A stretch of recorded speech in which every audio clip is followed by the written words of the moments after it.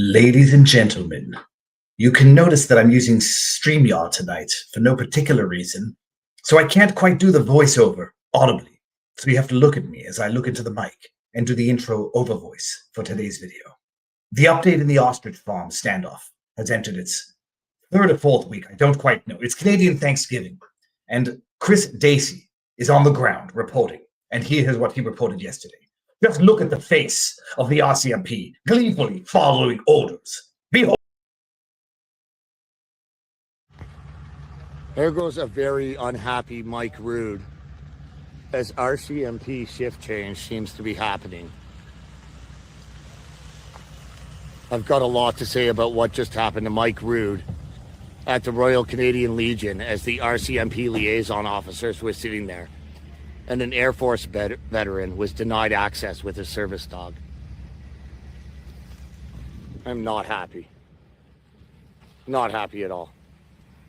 Look at this nonsense. Unbelievable. Hey guys. So I don't know, 1, 2, 3, you count them. 1, 2, 3, 4, 5. Multiple officers per vehicle. Count them. A bunch down the road still. Hey guys, welcome. Welcome. Welcome. We need to talk to your liaisons when you're done. It's just more of the same. This is what's going on in Canada. Bear in mind, a small child went missing. I don't know what the status is on that child. Had they dedicated the resources to finding a lost Canadian boy that they've dedicated to this outrageous, insane standoff, who knows? They might have found that kid. One car after the next. What I love is, I don't want to, put anyone on blast just because you happen to look at this guy here. This guy's like, don't make me just follow orders on your ass, is what he's thinking. Bulletproof vest, baton, guns. How many are there? There's got one. Let's see when we get back here. 1, 2, 3, 4, 5, 6, 7, 8, 9, 10, and more coming. Do you know what this entire debacle must have cost? And, for what? What's up? Thank you very much. For what? There hasn't been a ruling from the Supreme Court yet. Apparently, it's not on the docket for what they're announcing to report next week, from what I understand. So there might not be a ruling on the, what is it called? Not cert, but, petition to get to the Supreme Court. So we might have another week of this standoff. One cop after the next. Overtime in Edgewood, British Columbia, squandering your tax dollars so they can terrorize the taxpayers. Period. The irony is that, from what I understand, Pierre Poilievre might have said something just recently, a little more forceful than his mouse fart silence over the last little while. After apparently, Trump mentioned something to Mark J. Carney at a meeting at the White House after allegedly, this is all sort of rumorings, and I hope to everything that's holy, it's true. After RFK Jr. told Trump, don't forget about the ostriches. So no news. It's entering its fourth week right now. It's Canadian Thanksgiving, and I know that the farm, Katie, her mom, are giving thanks that the ostriches are still alive. And we're just waiting for news. Just sit and wait and make a whole hell of a lot of noise in the interim. Chris Dacey, I sent everyone the link to the tweet. He's doing great work up there. Drea Humphrey from Rebel News is doing amazing work. Gun Reed is up there. Levant is, the whole team from Rebel is up there. They're doing great work. And so that's that. That was I wanted to give you the intro update as to what's going on in Edgewood, British Columbia. And we'll see what happens next week. But it looks like more of the same. They're still trying to build their kill pen where they can slaughter these ostriches. Imagine it's such a health crisis emergency. It's now been a month of a standoff on the basis that they need to slaughter these birds because they pose a public health risk. Cops coming in and out, walking around, breathing the air. But when they decide to go closer, when they want to make the show, then CFIA's got to get their hazmat suits on. So don't ask, I see, where's Doug? I'm not sure if they're talking about Doug Ford. Don't ask where any Canadian politician is. They are all in this together. Remember that clip from back in COVID? We're all in this together. No, They're all in it together. They're ivory towers, the political elites. They're all in it together. Agenda 2030, passing Bill C2, Bill C8, more censorship, more egregious government powers to rifle through your mail, cut you off of the internet, search your mobile devices with no court order. Just more of the same, step by step to 2030. What year is it now? We're going to head into 2020. Are we going into 2026? Holy hell. So that's that. Viva, never forget it when the RCMP kidnapping children to send them to residential schools. Oh, then you get, it's just amazing. It's just amazing. Just following orders. They're just enabling government tyranny. And the look that guy shoots Mike Dacey, like, don't record me, little man, to protect and to serve my ass. It's like, you are a lowly pleb, and how dare you? And maybe he's embarrassed. Maybe he's humiliated to be doing what he's doing. It depends on what you want to think. Oh, just following orders, or get away from me, or I don't want to be doing this, but I'm still doing it anyhow because I've got a wife and kid at home. And that's how it works. Nobody wants to stand up. And as a result, everybody suffers. All right, people. David Fry, Viva Fry, former Montreal litigator turned current Florida Rumbler. Sunday night show with Robert Barnes. It's the bestest law show on the interwebs, if I dare say so myself. We have our sponsor of the evening tonight, which is the Wellness Company, which is doing great work as well, has been since COVID. And what do we have tonight? It's flu season, people. It's amazing. I'll tell you after. My wife goes back to Canada just for like 3 days. They all get colds, their lips get dry, whatever. It's flu season, which means it's also flu shot season. After everything we've been through over the last 5 years, the number of people getting flu shots is at a record low. Not to mention the fact that according to the CDC's own data, the flu shot is only moderately effective at best, and that's not even accounting for vaccine injuries. There's a much better way to stay healthy. Grab Contagion Emergency Kit from the Wellness Company. If you wake up with a sore throat or a runny nose, address your symptoms immediately with doctor-prescribed kit containing ivermectin, hydroxychloroquine, generic Tamiflu, generic Z-Pak, and much more. It's like having an urgent care kit in your own home. Avoid the emergency lines. Avoid the hospitals. We're going to talk about something in a second going on in Canada. You can just treat your symptoms at home without having to go to those filthy, disgusting hospitals. And if you're in Canada, Lord knows how long you'll be waiting. The kit is literally a lifesaver with thousands of reviews from people just like you and me who had their kit ready in time. Go over to twc.health/Viva. Use code Viva to save $32 off. Get it before the flu season really kicks in. twc.health/Viva for $32 off and an additional 10%. And this is not medical advice. I'm not giving you any medical advice, yada, yada, yada. You consult with a doctor, and you know all the disclaimers. But check it out. It's amazing stuff, and the link is in the description. Speaking of what's going on in Canada, people, I got my friend up in Canada, Chet. Thank you very much for all of the amazing, miserable news you send me consistently out of Canada. It's free healthcare, people. It's free healthcare. Look, this is unbelievable. This is out of CBC News. Saskatoon man undergoes invasive medical procedures in a hospital hallway due to overcapacity. Overcapacity, understaffing, who the hell knows? Overcapacity, does it have anything to do with the 5 million immigrants that they've let in the last 5 years that they can barely care for their own citizens? Open up your borders to foreign. Okay, who knows? It's unbelievable what he had. He suffered a stroke. He was confused, a bunch of headaches.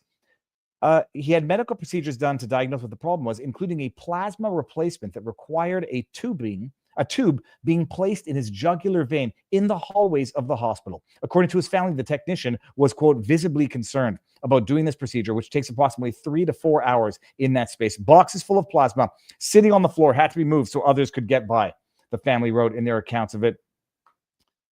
Treatment was critical in his recovery of encephalitis, inflaming of the brain thing that wraps around the brain. But you wonder, I talked about this actually earlier last week. More than 153,000 people harmed in Canada's hospitals last year alone, study finds. Geez, I wonder why.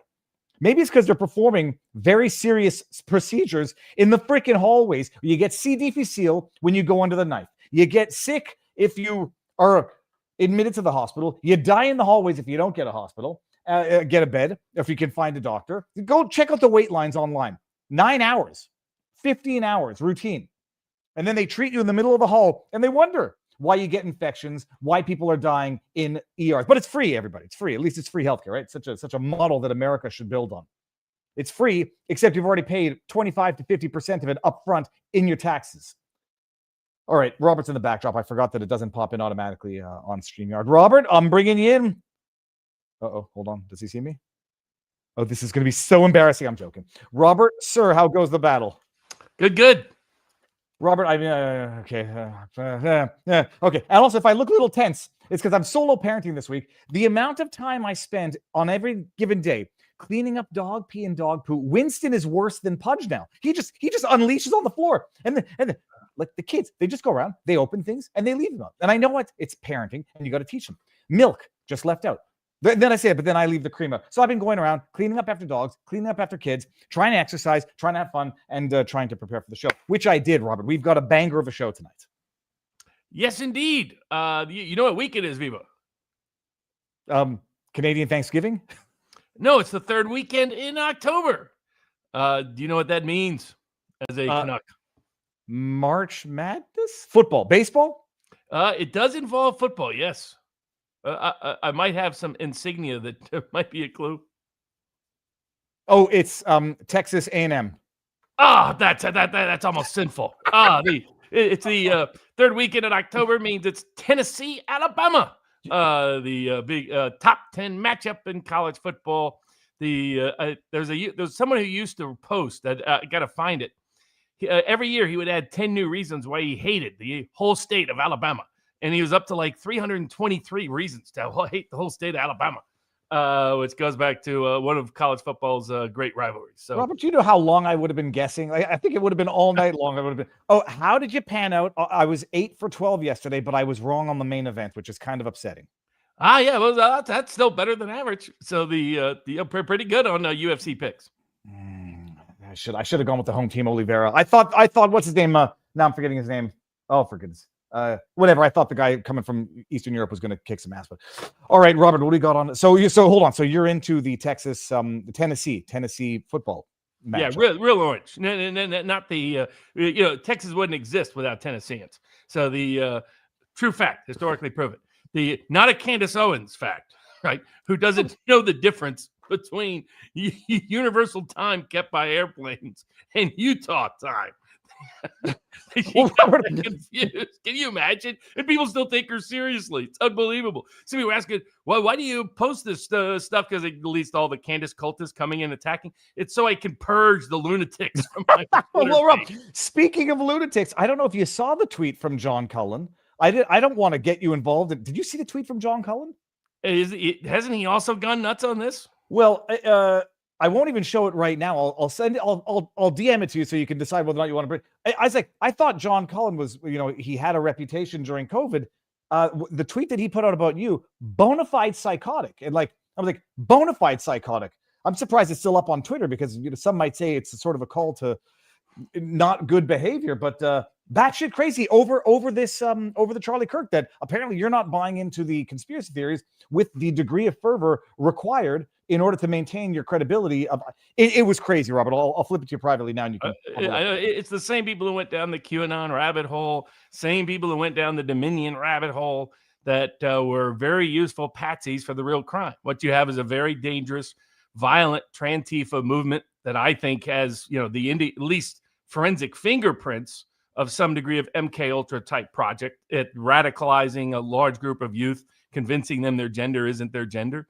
And that is now escalated into violence, so much so that you have a Democratic attorney general candidate who's still leading in Virginia, who the Democratic Party won't call to withdraw, who was cheerleading the murder of his political opponents and his political opponents' children. I mean, that's how insane that was. And yet the Democratic Party won't denounce it. But all the Candace cultists are too busy saying, no, don't look over there. Look instead at the Egyptian flight pattern with the foreign spy plane combined with the secret push gun with a hidden door, all the other lunatic nonsense. They are doing the deep state's bidding once again, unwitting. That's why they call them useful idiots, folks. And the standard bearer is Queen Candace herself. Well, what's crazy is that, I say crazy. I am very open-minded to any conspiracy theory because I don't even use that in the derogatory way. But now there's historical revisionism where now they're saying multiple people reported hearing 2 shots that day, and that's really false, belied by the thing is, I was live when this happened, 45 minutes afterwards, and I watched that entire hour and a half live stream. Nobody was. I feel like I'm going crazy. Was anybody credibly saying they heard two shots that day? No, there was only one shot. There was only one shot. Came from the front. And came at such an angle that explains most likely when we get the ammunition description exactly how the injury and the wound occurred. So the evidence, there's a good channel called Gray Hughes Investigates, old school forensic investigator, and all he's done is follow the leads, and he's pointed out this is the most open and shut, clear-cut case ever. Those people who don't think Tyler Robinson did it have to believe Tyler Robinson is in on it. Tyler Robinson's partner is in on it. Tyler Robinson's mom is in on it. Tyler Robinson's dad is in on it. All the video evidence is fake. All the forensic evidence is fake. Everything is fake except the fantasy land, except for Candace Owens' dreams, because that's her other key source of evidence. When she's not getting basic time stamps wrong, she's telling you she had dreams, and these dreams tell you where to go. It's a joke. It's a disgrace. And it's done to facilitate and enable the continued protection of the Trantifa violent cult. Let me look. People are going to accuse me of being a Candace shill. To defend Candace, her dream was that she had a dream, and I have no doubt that she did. I'm sure she did, because we talk about stuff all day long. I dream about Justin Trudeau, not in good ways. That she dreamed that that Charlie said he had been betrayed. I have no doubt he had been betrayed. I could make the argument, okay, they should have had better security. They shouldn't have done it in an open area after Butler, but that he was betrayed. If anybody wants to espouse a conspiracy theory and you want to implicate Israel, go ahead. The way to do it, and I can steel man the argument, Mossad or Israeli intelligence infiltrated a group of furry trans weirdos and brainwashed them to do it, use them as their patsies, much like the FBI infiltrated the vacuum house where they got the Whitmer kidnappers. It's not to say that the Gretchen Whitmer kidnappers, that they weren't real people and that someone else did it. No, that's how you would go about it. But this idea that there were two shots, that it would be the fake shot came from the roof and it was a further sniper from somebody else. What's the idea about spy planes in the sky? Oh, yeah, that's another one. And that there was an Egyptian spy plane that was coming in, another military plane, pretty sure. I mean, they're just going to more extravagant. It's so similar to the QAnon. And the extreme, and I coming as a critic of the Dominion and using computer. Now a Republican owns it, so now Democrats are unhappy with Dominion. So I always love that kick. But was that if you looked at the evidence, it was rebutted, and you couldn't talk them out of it. They went down that rabbit hole, and because they went down that rabbit hole, the truth of what happened in the election was hidden and covered up. Mm-hmm. And that's what I said at the time. And they wanted to chase that rabbit hole. They're still in there. Patrick Byrne is about to get a huge judgment against him because he incompetently defended himself in a defamation case from Hunter Biden, no less. Can you imagine losing a defamation case to Hunter Biden? That's how nuts Patrick Byrne is. So these people are just not reliable. They're not trustworthy. They're not credible. They're often disinformation agents, maybe unwittingly, maybe wittingly. You never know with some of these bad faith actors. But it's clear this is just insanity. And if people find themselves falling down that rabbit hole, just ignore it, get out of there, and stay away from it because it's utter nonsense. Tyler Robinson was the murderer. His motivation was the hate inspired by the left and the Trantifa movement that he became part of, thanks to big technology, thanks to the social cultural revolution that has happened, where we the taxpayers have paid for the left to take over the minds of our children, which is by itself, we're going to look back at this and say what a disaster debacle this was, reinforced by wayward technology that cared about manipulating people to the deepest and darkest places of the soul and the psyche. And that's what we should be looking at, but people aren't. This open and shut case that all stems from his parents writing him out. So that's simple. His parents saw him, recognized him, recognized the gun, recognized where he got the gun, ratted him out. He confessed to multiple people in multiple places along the way. As the behavior panel pointed out, if you look at a lot of these kind of assassins like Luigi, like Tyler Robinson, look at their mugshot. Their mugshot isn't fear. Their mugshot isn't anger. Their mugshot is smugness because they're proud of what they did. That's the sickness we have to deal with. And the more we're not talking about that does a favor to the Trantifa cultists. That's who Candace Owens is primarily helping. She's not primarily impugning Israel. By the way she's attacking them, she's impugning her own views on Israel. Instead, she is defending and protecting the Trantifa globalist cultist movement. And it needs to be exposed and called for what it is. Insanity. She's a nut. She's always been a nut. and she's going to be proven to be a nut in court on multiple occasions down the road. Well, I saw people focusing on a UAV in the air, an unmanned aerial vehicle, also known as a drone, which the Charlie Kirk team had because they were flying a drone over the audience. Yeah. The other thing, what will happen, I sort of jokingly say, if you want to blame Israel, find a way, then go by way of the infiltration, some sort of MK Ultra mind control of a group of trans furries. More likely than not, what it's actually going to be is probably some form of Chinese algorithmic infiltration, social manipulation through TikTok, through Discord, and you're going to find that there might be some foreign governments involved in this, not at the level of manufacturing a whole different type of plot as to what actually occurred, but getting people to be willing or unwilling MK Ultra participants who can be brainwashed into carrying out acts of violence via algorithmic manipulation. That's where I think it's actually going to go. And that's what I think we need to be focused on, the dangers of this Trantifa movement. Good to see the president had a big conference this week with people who've been like Andy Ngo, Savannah Hernandez, who had to defend her journalistic reputation from that loser. What's his name? Meta. What's his name? Oh, you've talked about him before. I'm Hassan, last name, something like that. Hassan. Huh? Mehdi Hassan. Mehdi Hassan. Yeah. That guy was attacking her. That loser. So credit to all those people that have been the victims of this Trantiva movement. People like Mike Cernovich been calling it out since he went to the White House press room in 2017. I experienced it walking into the Deplorable, where the Trantifa types were throwing batteries this size at my head just to get in. And so I'm annoyed at anything that distracts from their culpability. The quid pro quo here, the cui bono here, who benefits, is the Trantifa movement by pursuing any theory that ignores and exculpates and exonerates. And by the way, people say, well, Bob, that's the Fed narrative. No, it's not. It's the local government narrative from his parents, from the video evidence. That's what it is. It's not the Fed narrative at all. He's being prosecuted by the state, by the local county, by the local police, based on evidence provided. Like, well, they said, oh, this evidence has never been in there. Read the probable cause statement. These lazy bums have never even taken the time to just read the probable cause statement. The evidence is overwhelming. It's a smoking gun, quite literally, against Tyler Robinson. I think he's proud of it, is the truth of the matter, sadly.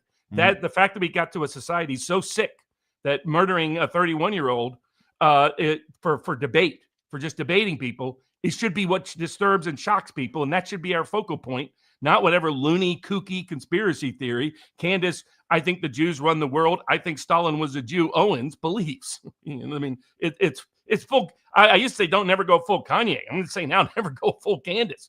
She is burning her own credibility in such rapid order that if I was AIPAC, I would love the fact that Candace Owens and Nick Fuentes are the faces of the anti-Israeli movement in the United States, because nothing helps AIPAC more than that. What do we have on the menu for tonight, Robert? We got. Well, speaking of AIPAC, we've got a possible Gaza peace deal. The president is en route to Israel and then Egypt as we speak on the plane there, along with the Secretary of War, Secretary of State, and some others. Is it going to be permanent, or is it just another temporary stall in an ongoing war? Elon Hulkower, Hulkower, has a Substack commenting on exactly that question. We also have a turning point was in the news because of this obsessive hate and propaganda that's been built up by the left. My hometown University of Tennessee at Chattanooga, tried to deny a Turning Point chapter. Somebody got word to me, so I might have gone a little public with it. I've been reading way too many Trump truth posts of late because I read it. I was like, hold on a second. I've been reading too much Trump. So I was like, I'm going to sue you. I'm going to win, and you're going to pay my fees. But credit to Harmeet Dillon. Harmeet Dillon responded and said, let us know how that goes. Combination of those two things, we'll see how that turned out as we get into it. Then we've also got SCOTUS, bunch of cases up at SCOTUS. The mail-in ballots, standing to sue in election context, racial redistricting and racial districts, which could have a massive impact on the next Congress, in fact. A postal injury, when the post office gets to get away with its injury. And when can counselors give honest advice? Camirado says you can't give advice if it resists this trans-Tifa agenda the state is trying to force on people with suppression of speech. That case is before the Supreme Court of the United States. We also have, speaking of trans-Tifa types, of the same ideological stripe, Luigi is trying to get out of Dodge by alleging that the search warrant was invalid and his arrest illegal. To be honest, he might have a constitutional claim.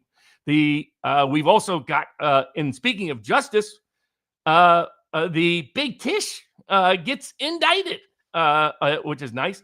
John Bolton about to get indicted. Christopher Wray under grand jury investigation.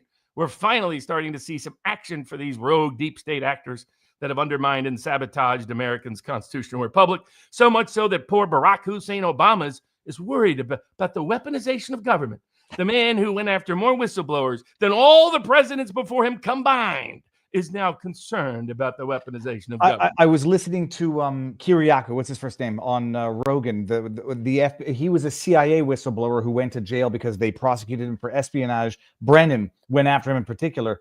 Obama weaponized everything. Yeah, right.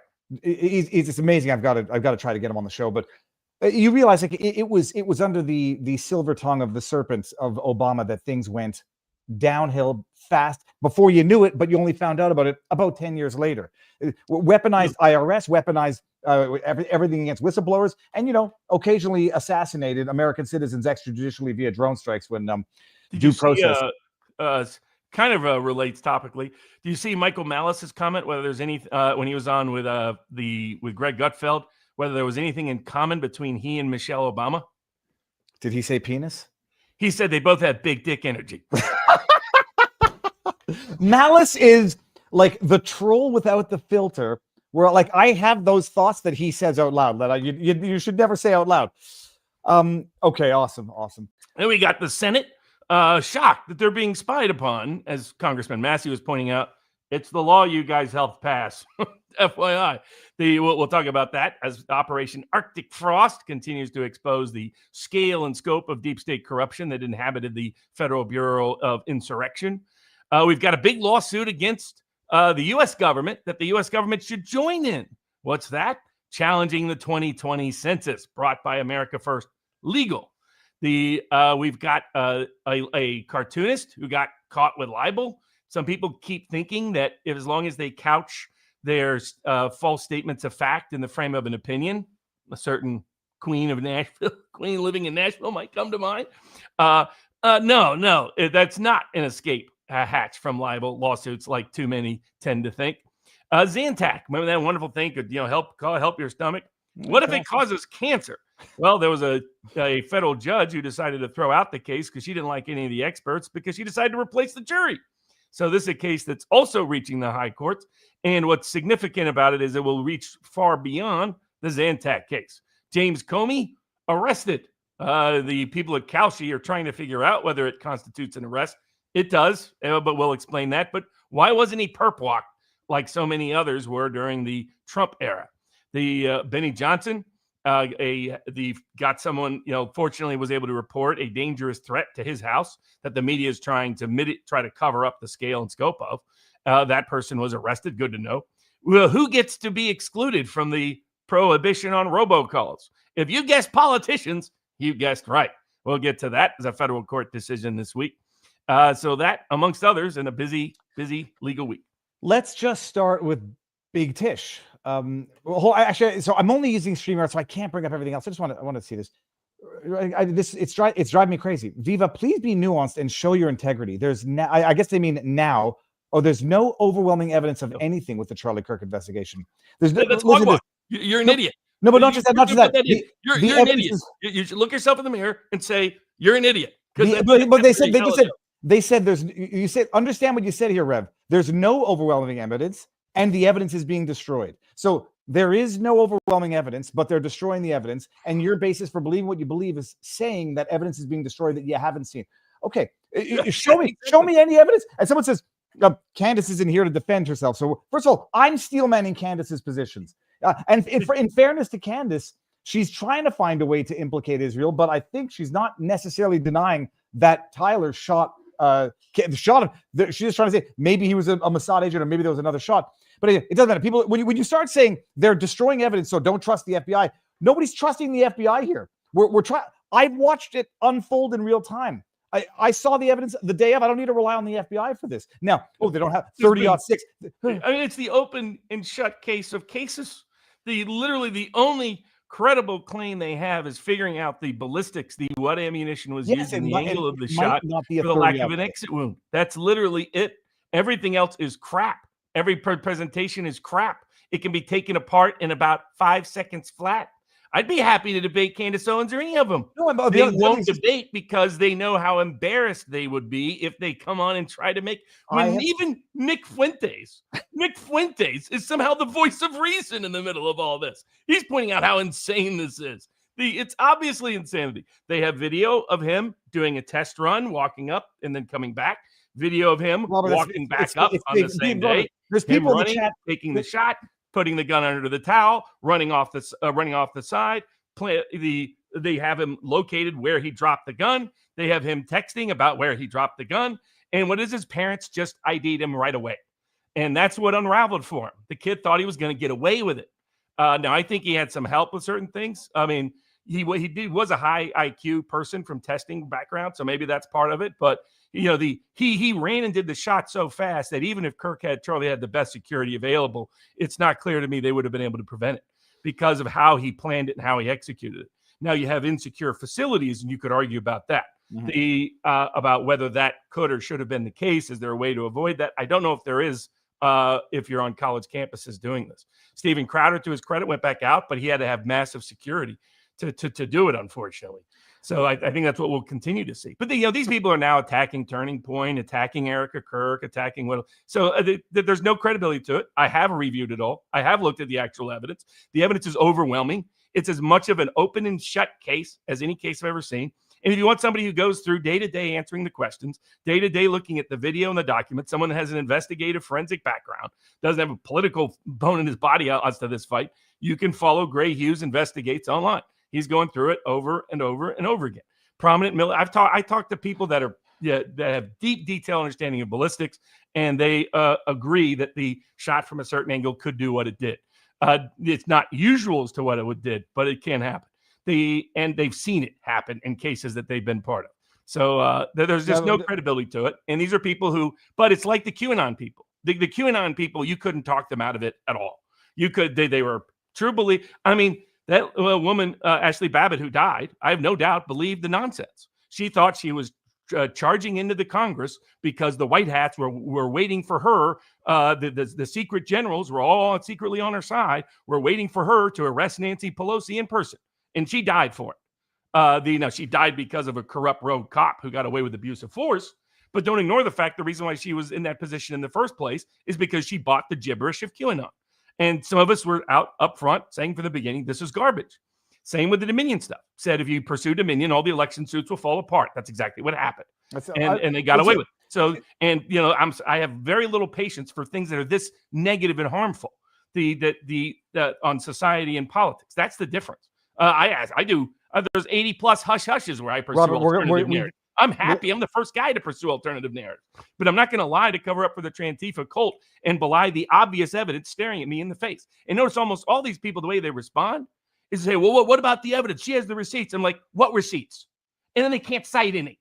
It's a giveaway that they're part of a PSYOP and they don't even realize. And that chat was notice a lot of the PSYOP channels for Q are reemerging, and they say, "Oh, you're losing credibility." They're even using the same language. They're on the Candace cultist train, and they're using the same lingo and language as the QAnon people. It's back. It's back in full gear. Because if you were the part of the operation, I mean, here's the other problem with saying Israel is part of even a Trantifa cult, even if you go that route. Look at Antifa. It's all pro-Palestinian. It's all anti-Israel. So Israel's doing a pretty bad job. They're infiltrating the Trantifa cult.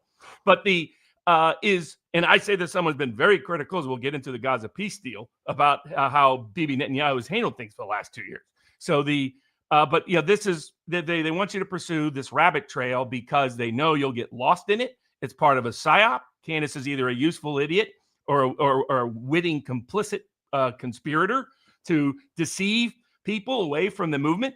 Because if you start looking and researching and reviewing this, you're going to discover the scale and scope of the Trantifa violence that threatens our liberties on a daily basis. But they don't want you to look at that. They want you to look anywhere and everywhere else. And some of you are stupidly and happily rushing to do their bidding. Adriano Valentino, Australia says, love your work. David, Australia needs more people like you. Our woke, weak, and useless politicians must go. God bless you. Thank you very much. Letitia James, hard work on Trump is coming back to bite her in the ass. We're going to get to that in about 30 seconds.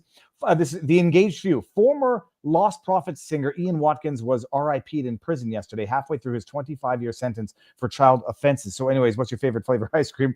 And then MK Telephone Man says, they have the bullet, they have the rifle, the ballistics will come out at trial. Yes. They might have got, it might not be an M, what is it, a 30-06. We'll get there. And we'll get to some of the chat in the other room in locals. Robert, Letitia James, on the topic of the link of the chat. Dead to rights. I mean, Nate Brody, who there's some internet, sometimes legal drama. He put out a good breakdown just to distinguish between the three properties and what this indictment refers to, so that people don't get confused between the properties, the lies, and the evidence. This property, Robert, that she's been indicted for, mortgage fraud, which is falsely representing that the property would serve as her secondary residence. This was a it was on Perone Street. It was a property she ended up renting to a family of three, claiming the rent as revenue, declaring to the IRS that she never had any personal days in the property. And then the argument becomes when she lied on her loan mortgage application, it was $100 and some odd thousand bucks for the property, that it was going to be her second residence. She gets a more favorable interest rate. She gets more favorable insurance coverage, because if it's a secondary residence versus a rental, your insurance is halved or doubled if it's a commercial property. She got some credits back because it was a secondary residence. So the net profit or the net benefit is roughly, say, rounded up to $20,000. And it would seem that she's dead to rights. The arguments that I've heard coming from the media are that, well, it's a small amount, it's a small mortgage, so everybody does this and nobody gets prosecuted for it, which is a big fat load of shit. Set that aside. Too small, de minimis fraud. It's only $20,000 that don't prosecute. Stupid argument. The real argument that she's going to presumably raise is she didn't have the intent, because when she made the declaration, it was true, and then circumstances changed and she had to rent it because life is difficult as an attorney general. I don't know. She's in the Eastern District of Virginia, or Eastern, what is it? She's in Virginia, Eastern Virginia? Eastern District, but the Norfolk Division. So Eric Hunley might be able to cover the trial live, assuming he gets to trial, because that's near his neck of the woods. I might want to try going myself, because it would be fun if we can get in. But listening to Koriakou on Rogan, and he literally said, where they went after he was going to trial in the Eastern District of Virginia. I don't know if it was the Norfolk District, and he said, good luck there. So, I mean, what do you think? Norfolk is not that heavily Democratic a jurisdiction. It leans Democratic, but by no means is it a very Democratic. It's not nearly as bad as Alexandria, and none of it compares to the District of Corruption. So so absolutely they can secure a conviction. This is an open and shut case. She took out a Fannie Mae mortgage, and the condition of getting that mortgage was that she be the owner occupied and that she not rent it. And she certified it under penalty of perjury. So she submitted false statements. She committed various forms of wire fraud and mail fraud and mortgage fraud. And we know this because she told us on her tax forms. She said under penalty of perjury, hey, by the way, I'm renting this thing. I've never lived in it a day of my life. And it's homeowner owner insurance fraud. So it's all of it: insurance fraud, mortgage fraud, mail fraud, wire fraud, false statements under penalty of perjury submitted for a federal transaction. She's done. She's done. Even Nate the lawyer, who wanted immediately to let her off the hook, even he had to admit, yeah, she's guilty. No, unless she's somehow going to show a change of circumstance. It was true when I said it, and whatever. The things not to get confused by, the emails where she clarifies that it's not a primary residence was in respect of another property not related to this. The real argument is going to be if change of circumstances, it was true when I said it, or, it's my first day. The best thing is, I don't know if they're going to be able to submit her tweets as evidence. Nobody's too rich and powerful. If you lie about a mortgage, prior statements about we have to deal with mortgage fraud because it's such a serious crime, and it doesn't matter if even anyone suffered any consequence. It's such a serious crime. We have to deter it out of the outset. So for both, the only thing she's got going for her, she's got a Democratic judge appointing the case. So that's it. Otherwise, she's dead to rights and done for. Robert, and nobody cares. The dog just took a dump in my office, so in our studio, and I saw he comes in. It's like, hey, I think I'm going to poop here. It's wonderful. I might have to go try to clean it up at some point. Okay, so that's Letitia James dead to rights. So he heard Letitia James' name and immediately needed to take a crap. I'm suffering from lack of training. So I have the exact opposite problem of Piker Hassan. I'm not shocking these dogs. He knows not to do it. It doesn't matter. Sorry, I just have to vent. Freedom Tunes did a great version of that. Oh God, no. Freedom Tunes has done a great version of his crazy rants and dog torture. Oh, well, nobody wants to hear about that either. Any longer. I talked about Hassan. People don't like. There was a funny meme. It was John Wick, and it's all four corners of the political spectrum. It was the far left, far right, libertarian, conservatives, liberals. Everyone's John Wick when it comes to animal dog abuse, alleged dog abuse. All right, Gaza peace deal, Robert, because people are calling you a Zio shill. How I know that people are idiots, and it's funny. It's coming more from the YouTube channel because I don't often see the YouTube comments coming up this quickly. The amount of people calling you a Zionist shill, you got your 7,000 on YouTube. It's astonishing. But Candace isn't trying to implicate Israel. It's just a weird coincidence that anytime you point out she's lying again about Charlie Kirk's assassination, they all respond with Israel themes. Well, what is that? What's amazing is how does that come to be?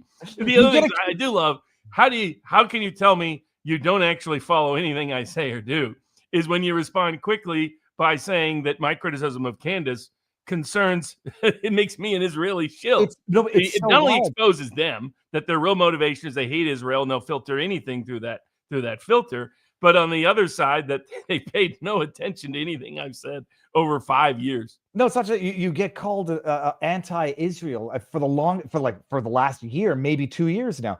But now on the topic of anti-Israel, Robert, 2 years into this conflict, and I was having this discussion with family. 2 years into this conflict, we're getting a resolution, which is basically what the resolution should have been on the 8th, except pretty much all the hostages are dead. Gaza is decimated, and whether or not that was the plan, when people said, well, the plan is just to decimate Gaza, and on the 9th and the 10th, they said, no, that's an anti-Semitic thing to say. They're just going to go in and take out Hamas. So here's the rubble of what was Gaza back to you. Here are the remains of the hostages. Maybe 20 are alive, and Hamas must disarm. People looked at me like I was an idiot the day after, saying there's been a catastrophic intelligence failure at all levels of the Israeli government right now. You can't rely on the same people who were at the helm of that catastrophic failure to now determine a pinpoint strike or an appropriate military response. So they're going to release a bunch of hostages now from prison. Israel is, which is what basically give them back all of whoever they want from prison on October 8th. Get your hostages back live on October 8th. Instead of what will now amount to have been 2 years of devastation, PR devastation for Israel, actual devastation for Gaza, and you've got a tenth of the living hostages who have been through 2 years of life-altering hell, and everybody who ever had a theory about what was the underlying motivation here, was it to decimate a bigger buffer zone of the Gaza? They're going to say, "I told you so." And what was accomplished? I think not very much, but what do I know? The peace deal is out, Robert, or the ceasefire is out. They're going to return the remains of some of the hostages, the remaining living hostages. Israel's going to release a bunch of Palestinian prisoners, and you can go back to a wasteland. It's good that there's a ceasefire, and we'll hope that both sides respect it. Donald Trump deserves all the credit that the left is not giving him. But what's your broader take on this deal and where it goes from here? So, credit to President Trump for finally putting pressure on Bibi Netanyahu. My view was that was the pressure point. That's who he had leverage with. It didn't appear clear to me that he had leverage with Hamas, that it appeared to me he had leverage with Bibi, and that he just needed to use it. And he was reluctant, it seemed, to use it. And there was concerns because part of the hard right in Israel that Bibi Netanyahu was effectively forced into a coalition with, thanks to the Israeli left, obsessing over imprisoning him over champagne and cigars. I think that was a mistake by the Israeli left. But if you have any doubts about who Israel thanks for this peace resolution, just watch the live presentation where Witkoff, Jared Kushner, and Ivanka Trump are present. And anytime Trump's name was mentioned, they cheered righteously. And anytime Bibi Netanyahu's name was mentioned, he was booed. Even Witkoff was like, please stop booing. Please stop booing. You know, I mean that gives you the sense that many people in Israel were very unhappy about this tactical approach. Thought that it didn't work. Thought it would just lead to Israel being a pariah in the court of public opinion, and that ultimately Israel's security and safety depends, at least in part, on the court of public opinion. So either way, now this proposal initiated from the Arab Gulf states, where Trump. People want to know where Trump feels the most comfortable. Probably anywhere in the world with any foreign leader. It's the Gulf states. He relates to them, connects to them. He thinks like they do in many respects. There was always controversy over him doing a deal with Qatar to guarantee Qatar's security and also allow Qatari pilots to train at a U.S. military base that Laura Loomer misconstrued into thinking the Qataris were going to place a military base here. But one point, by the way, is if for all the Americans outraged by that, in fact, they're not placing a Qatari military base here, think what the rest of the world thinks when we put our military bases all over their country.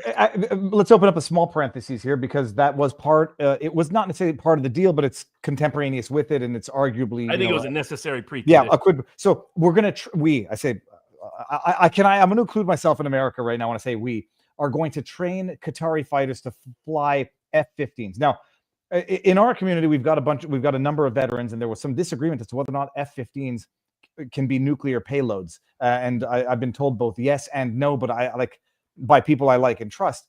Set that aside. Training Qataris to fly F-15s.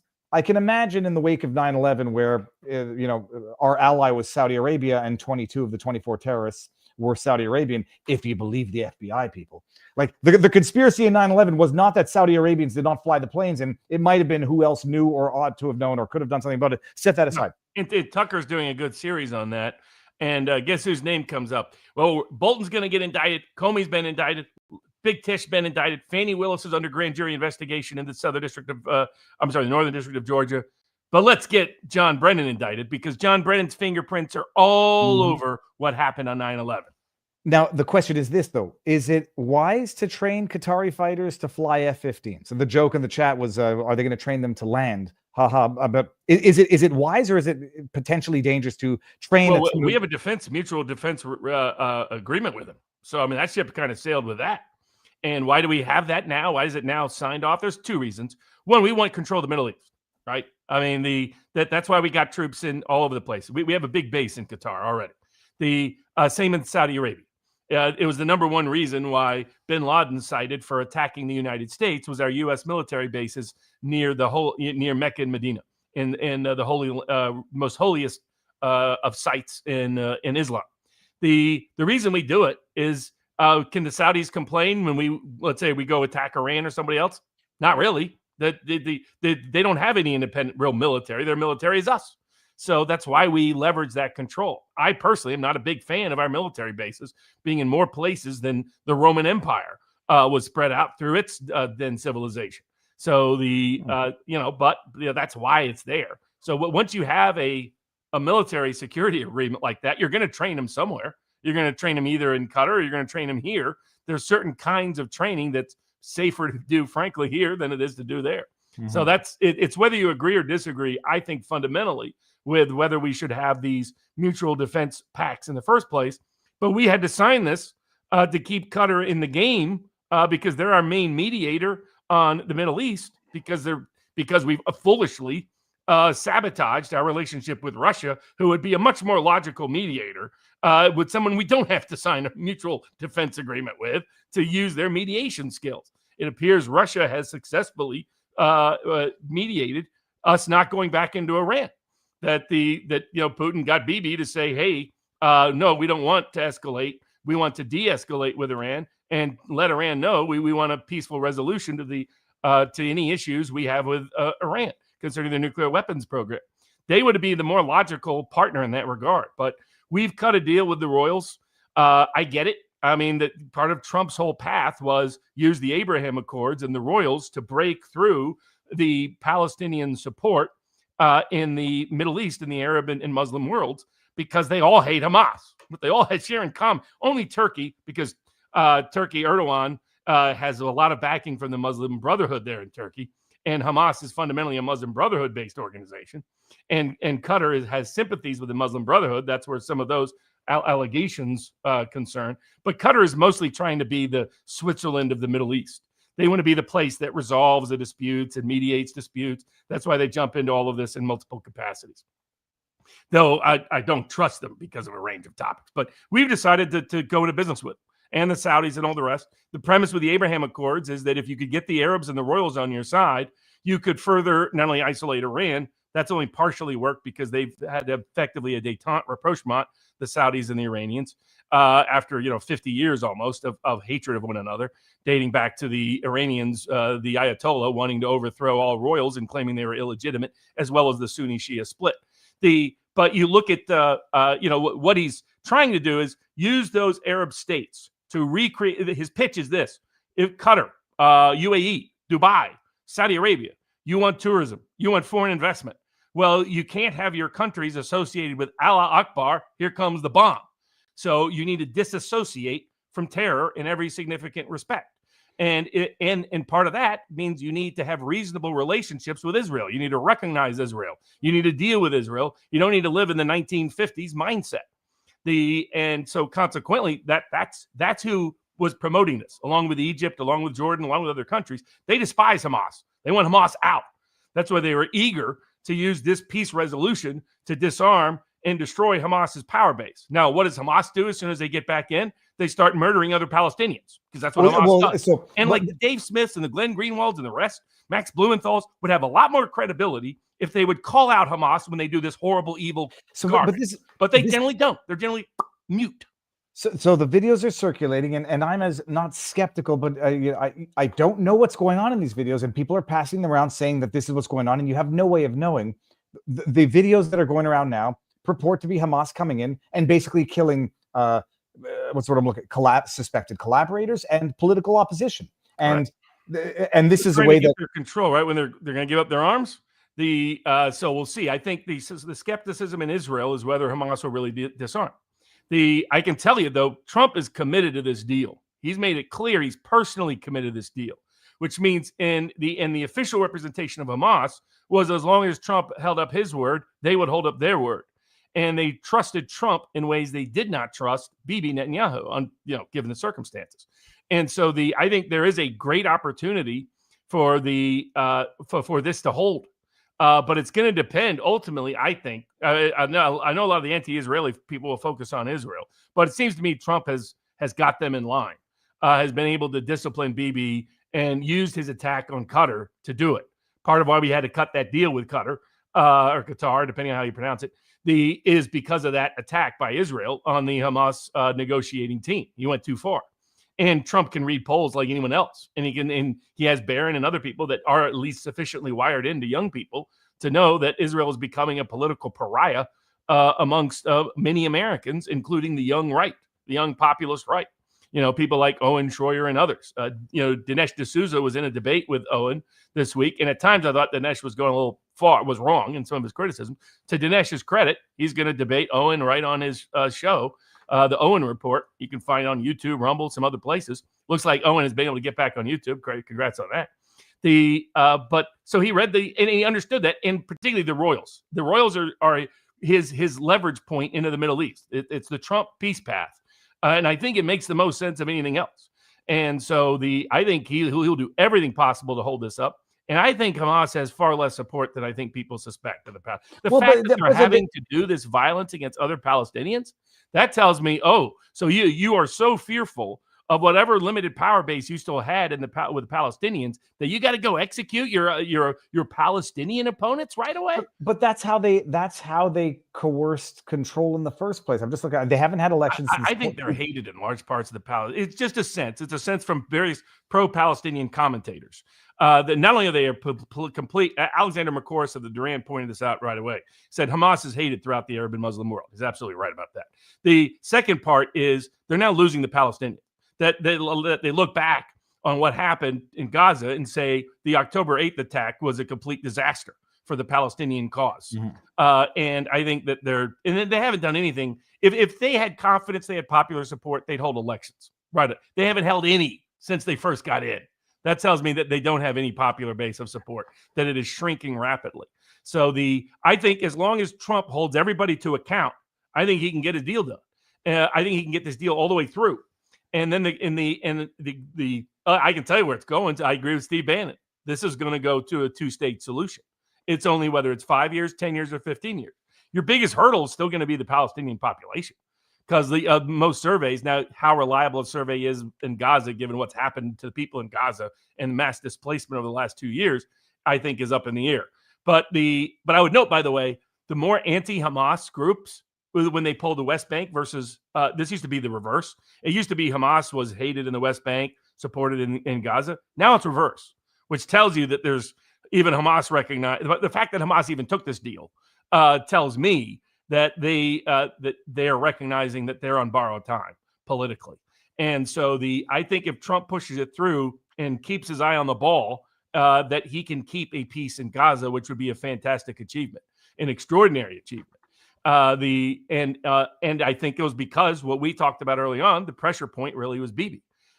It was getting Bibi to disown what the hard right wanted, which was a greater Israel project, which was to ethnically cleanse Gaza, which was to take over and annex the West Bank. Trump was never on board with any of that.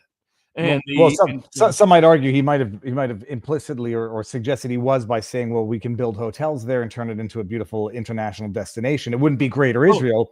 It would be. Well, he thinks that I think he still thinks that. But he thinks he can create a wealthy paradise for the Palestinians. And he believes if he does, that they'll have something to look forward to other than hating Israel. Because that's the way Trump's brain thinks. He's like, hey, make somebody rich and they'll forget about wanting to murder people. That's why he doesn't understand the mullahs. And it was like these hardcore religious fanatics. Trump just finds them irrational and crazy. He just can't understand that logic.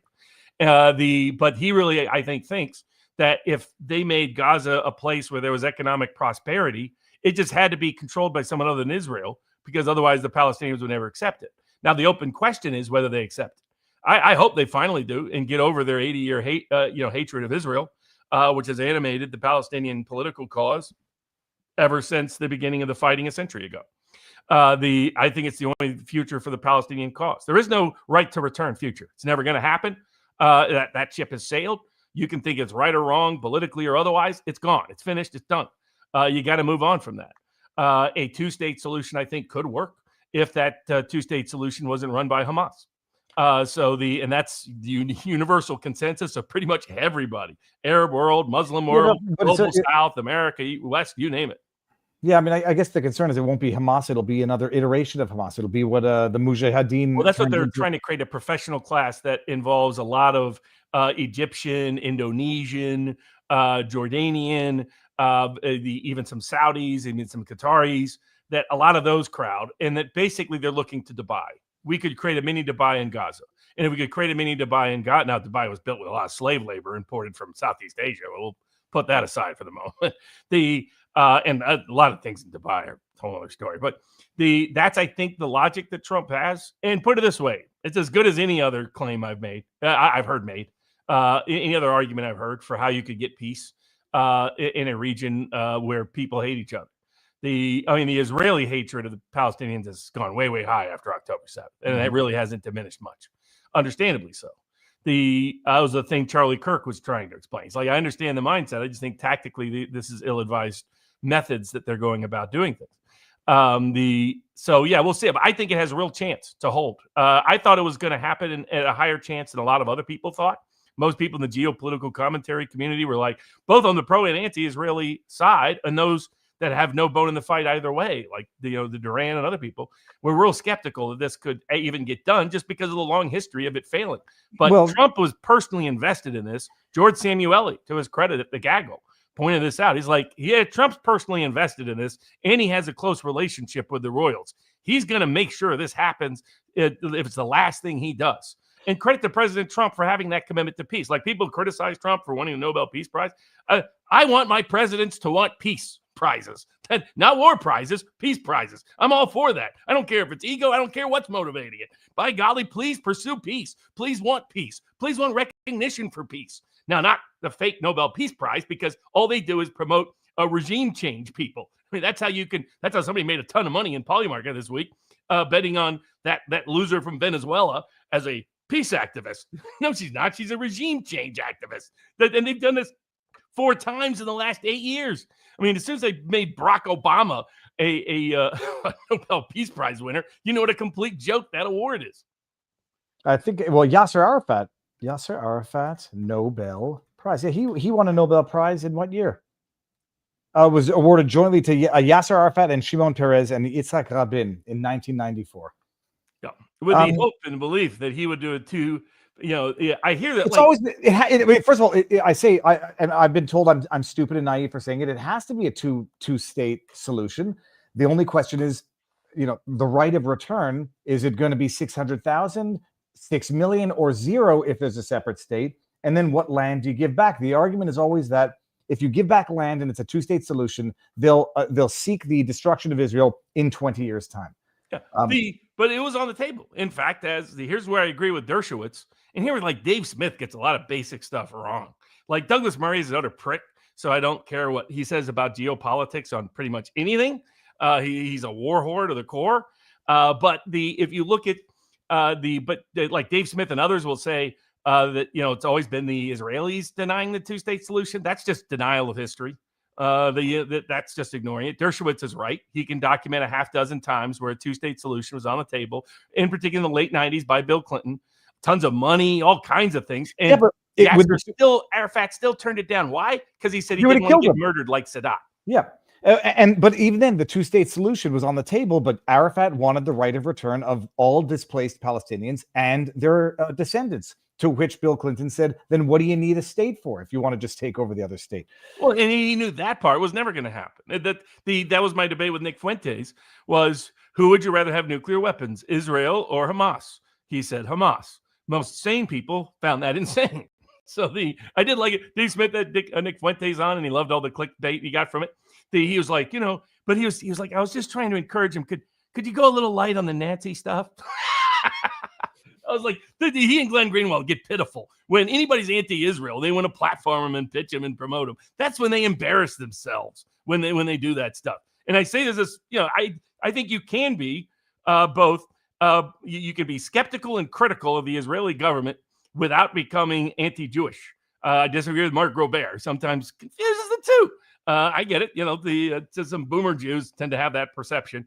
It's just not accurate. You can be very critical of Bibi Netanyahu. God didn't pick Bibi. Okay, I don't want to hear that from you, my pro-Israeli friends. I've seen no evidence of that. And the politicians that are Israel are not the Israel of the Bible. Sorry, that's hogwash too. But at the same time, recognize the reality of what the Palestinian cause has been, which has been a murderous, terroristic cause that cares more about killing Israelis than they do boosting and helping their own population. Mm-hmm. Let's hope what Trump is trying to do is to superimpose a third force that could work, that comes from the Arab world, that comes from the Islamic world, that piggybacks heavily off of the royals and the wealth and prestige of the royals to create something new. He thinks in order to take away this obsessive hatred, give them something to live for rather than something to live against. And at least it's worth pursuing because it's one of the best ideas I've heard. Doesn't mean it will work, but it's a better idea than any other I've heard in the last 80 years for solving this this problem.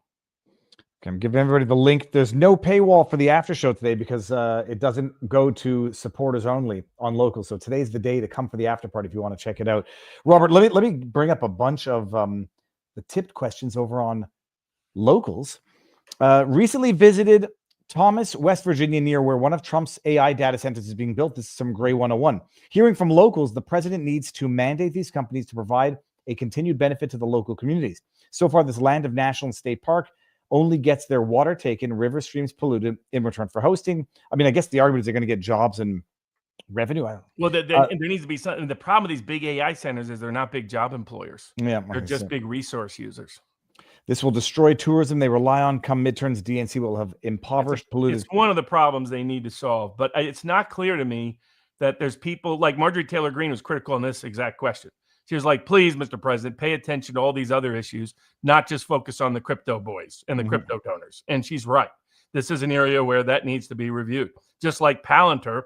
Like people are like, hey, Barnes, thought you loved Palantir. I didn't have early on, I understood what the motivation was to have Palantir use the technological tools to out illegal immigration in ways that are showing up in government benefits and voter rolls. But it's also becoming increasingly clear they're going way past that and becoming a surveillance state metric. And so these, that's where there needs to be pushback. And credit to Marjorie Taylor Greene for providing it. The question that I had here actually was on the next. What did I just do here? How did that go over? It was on the next tip question. Robert, President Trump just touted receiving a booster, wonderful life-giving COVID vaccine. Heavens forfend, but is VP prepared to lead in? Okay, God forbid that. Robert, so you saw the same post come out. Some people were saying it wasn't Trump saying it, it was the White House. Again, if I wanted to sabotage Trump, I would put out a statement like that. If I were an activist still in the White House, somehow. Well, if I wanted to sabotage Trump, I'd give him that booster to begin with. That's what he should be double checking. So I wonder whether that's a Melania Trump thing. Now, credit to Melania Trump. She got taken into all the bogus nonsense about Russia kidnapping Ukrainian children and all that garbage. If you'd researched that at the time, as I did, you would know that was all false. That you had children displaced in war, but there was no mass kidnapping and all the rest. And whenever Ukraine was actually challenged on it, they couldn't ever come up with a list of even names, or actual numbers from specific locations and places. They just made up random numbers like they do every day to describe Russian casualties. They take their own casualties, pretend they're Russian. But Putin was smart. Russia was smart. They listened to Melania, reached out directly to her, and directly intervened to help kids get relocated back on both sides. And she, to their credit, gave credit to them as well. So good on that side of the aisle. But him still taking COVID booster shots, that's high risk. Now he fits within the old age category that is still recommended potentially for that shot, or it's not recommended against it, if you will. But if I wouldn't be taking that shot no matter how old I am, and I don't think it's a wise strategy for the president to do so. But it tells you there's a part of his brain that's still delusional when it comes to the COVID vaccine. I thought it might have been sabotage, and I don't know if he didn't actually take it, or maybe they you can't get a flu shot without the COVID, or maybe they're saying it's sort of the same thing now. I wouldn't do it either, ever again for the rest of my life. But will President Trump pull back his arrests of undocumented workers before the stock market is adversely impacted by irresponsible labor shortages in U.S. Good grade 101 is our favorite sarcastic question. Okay, he is being sarcastic, right? Because He's, okay, he's a master at it. He presented very, very, very well. Howard the Duke, has anybody thought about what happens if the hostages are not released tomorrow? I think they will be, and I think that will happen. But we'll see. But I think that after Israeli troops have withdrawn to a certain point, which they have done, now it's Hamas's duty to return those. And if they don't very quickly, then then they lose all the benefits of the deal. And so I'm highly confident they're going to deliver on that side. I would love to have Josh Hammer. I'm thinking of there's a journalist named something Hammer. Josh Hammer's the Newsweek guy who's an obsessively pro-Israel guy. He's been, he's an Israel first guy. He doesn't want to admit he's Israel first, but he is. Okay. But his conversations with Charlie Kirk have been leaked to somebody who then leaked them to Candace Owens, and Hammer had to respond to it. A lot of what Candace is explaining about Charlie is his position on Israel is wrong. It's what she wanted to be the case. It's not what was the case. I'm going to look into that. I pulled it up in the back. Oh, let's go all the way to the top here now. But with the person pointing out, a lot of people have been libeled and attacked thanks to Charlie. One of our board members continues to be, by the way. Continues to be libeled by the Candace cultist. No, everyone's going to believe it. Like the more he denies it, me think he doth protest too much. Roll MF and Tide. That has to do with Texas. I don't care about the whole state of Alabama. Whole state of Alabama. Whole state of Alabama. I'm from Tennessee. That is football, people. I know that. Always follow the money, says Dapper Dave. Obviously voting no on Prop 50, but is California's attempt at redistricting unconstitutional? USMC boroughs. Well, we have a case about redistricting, Robert. Yes. I don't understand redistricting. No matter what happens, I read these laws, like my brain starts checking out. You have a black activist organization saying the previous redistricting was racist because the black population of what state was it? Is it Louisiana? Louisiana. Okay, so the black population of Louisiana is 1/3 of the state. Yet, according to the redistricting, there was only one of the 6 districts that's majority black. So they say that's racist. It doesn't reflect the population. Then they redistrict it, and then whites or non-blacks say this is now racist because it's diluting our vote. How are you supposed to do redistricting in a neutral way? Like, what is the ideal way for it to work? Should it not just go based on geography of cities? Oh, I mean, ideally, but effectively, partisan redistricting has always been permitted. So you draw that whoever gets the, get in the governor's chair and the legislature chair gets to draw it to help their own party. That's historically how districting works in the United States. So good, bad, or otherwise. Now you've had these various neutral committees, these neutral commissions being formed. They're never neutral. They're usually all stacked with Democrats. It was just the way for them to steal power in Republican states for the most part. And so in Louisiana, what happened is they did 1 out of 6. It goes up. The courts say, no, you need 2 out of 6. So then they put in 2 out of 6. And then at the second suit comes up, and you're like, hold on a second. If race is the sole basis of the redistricting under the Voting Rights Act, doesn't that violate the 14th Amendment to the United States Constitution? So the Voting Rights Act purports to enforce the 15th Amendment, but the allegation is that this is race-based redistricting that is making race the basis of representation, which is a violation of the Equal Protection Clause of the 14th Amendment, both by its intention and plain language. And so what has happened is this has now gone back up to the Supreme Court. And people were originally curious why the Supreme Court had taken the case, because this was the Fifth Circuit who had ruled first time, no, you need 2, and then turned around and said, no, 2 actually is unconstitutional, because different panels were on those cases, by the way. So when the Supreme Court took the one that said the 2 districts were unconstitutional, people thought the Supreme Court was going to reverse that.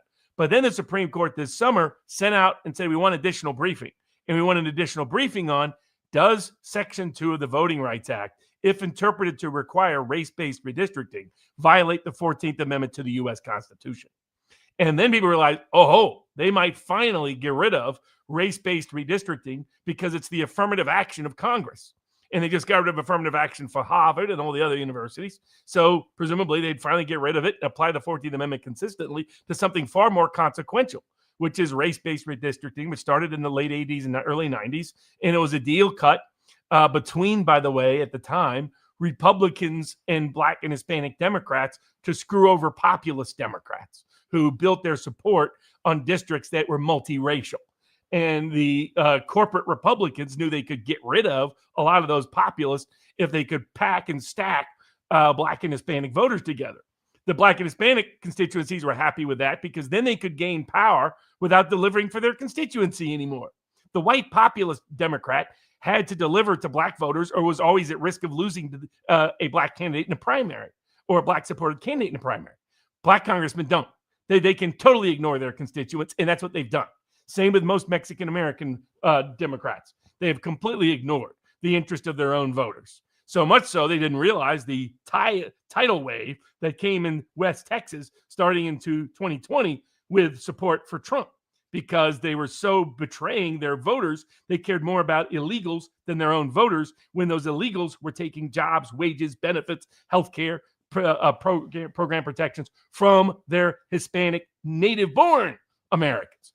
And so the goal would be get rid of this crap. We never should have had race-based districting. I posed it since I was a kid in the 90s.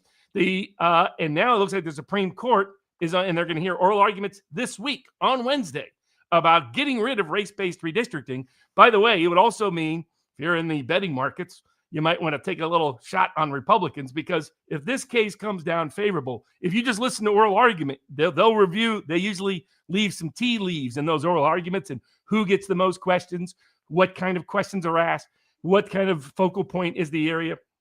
I put up the PDFs as a link in the Barnes brief to some of the oral arguments this past week, because you can usually really read it to get tea leaves of where they're going, far more than people understand and appreciate. Because Democrats would lose about 20 to 30 seats if they lost this. All of a sudden, Republicans would have a huge edge in the midterms. So this has I'm all for it constitutionally because I've hated this from the beginning. I think it disserves everybody. Disserves Black voters, disserves Hispanic voters, disserves Asian voters, disserves white voters, disserves everybody. But and I think it's unconstitutional, period. But it would have the additional benefit for those of us that might have taken the Republicans, 4-1 over the year, of boosting the Republicans' chances in the midterms. I just don't understand how you go about racial redistricting and not, religious redistricting or sexual orient. Can you have the excuse was the Voting Rights Act said no discrimination based on race. Okay. And they turned that into a reason to discriminate based on race. But you can't It's apply what like Charlie Kirk is constantly falsely attributed to. He was critical of the DEI interpretation of the Civil Rights Act. He never opposed the Civil Rights Act of 1964, contrary to what AOC, who, by the way, libeled him, but she saved the libel for the House floor. Right? Why did she save it for the House floor? Because she knew that was the most immune from a defamation and libel lawsuit. That's why she did it. But it was this interpretation. How did a law that was designed to prohibit discrimination based on race become a law that said you must discriminate based on race by corrupt, rogue, and cowardice courts? But I'm just interested in how they haven't like tried to apply mutatis mutandis to. Because the law applies to race, it doesn't apply to gender or anything else. Oh well, okay, fine. That's one easy answer to probably a stupid question that had. All right. Now, what impact could it have on the midterms? They want the decision by November or December, and then they need a quick decision. And if they come down and say race-based districting is unconstitutional, all those states go right back in and redistrict like that. They can do that. Mississippi does it. Georgia does it. South Carolina does it. North Carolina does it. Tennessee does it. All these southern states that have Republican legislators and Republican governors finally get to redistrict. They're based on old school redistricting standards, which are partisan based, which is constitutionally permitted, whether you like it or don't like it as a public policy. But all the racial districts are gone. And 20 to 30 districts that were created out of whole cloth, gone overnight. And like Texas that added 5, using this as part of their argument. They said this is coming down the pipeline based on the Fifth Circuit's decision in the Louisiana case and the Supreme Court's leanings. It will allow every other state to do it. And by allowing every other state to do it, it would lead to redistricting before the 2026 midterms. Shut up! That I would have never thought that there'd be enough time if the decision comes down. Let's just give it say a month. If it comes down before 2026, there would be enough time between now and November to redistrict for the midterm. As long as they get it done before February. Okay. And they've asked the court officially, please get this done before the end of this year. So I think the court, by holding argument mid-October, I think that we'll have a decision by late November, early December. Okay, that's very interesting. Okay, didn't know that. Robert, let me bring up the chats over on Rumble because I saw a big red one from our friend at. Don't do that. Sorry, my fat fingers are gonna. Okay. Panther AI. Have you heard about Dominion voting systems being purchased by a former? We're going to get to that in a second. Actually, I heard about that. Jonah Finn, there is no such thing as coincidences in world affairs. There are only conspiracies to make them appear to happen. Big Bad Black Conservative says, Viva, you have heard the Trump admin came in and fat-footed the Texas GOP yesterday. We tried to kick 10 rhinos off the Republican ballot. Trump's guy came in and demanded the party abstain from voting. I have no idea. What surprised me. There's so many establishment hacks that still control the party apparatus. Thanks, in my opinion, to Swampy Susie Wiles. That's why we don't get remedy. The indictment against Tish was handled without any involvement of Pam Bondi. Of note, the official excuse was, well, just to make it smoother and cleaner. Yeah. Maybe it's because everything goes to die on Pam Bondi's desk. But the Gun Owners of America, other major gun rights organizations are now calling for Pam Bondi's firing.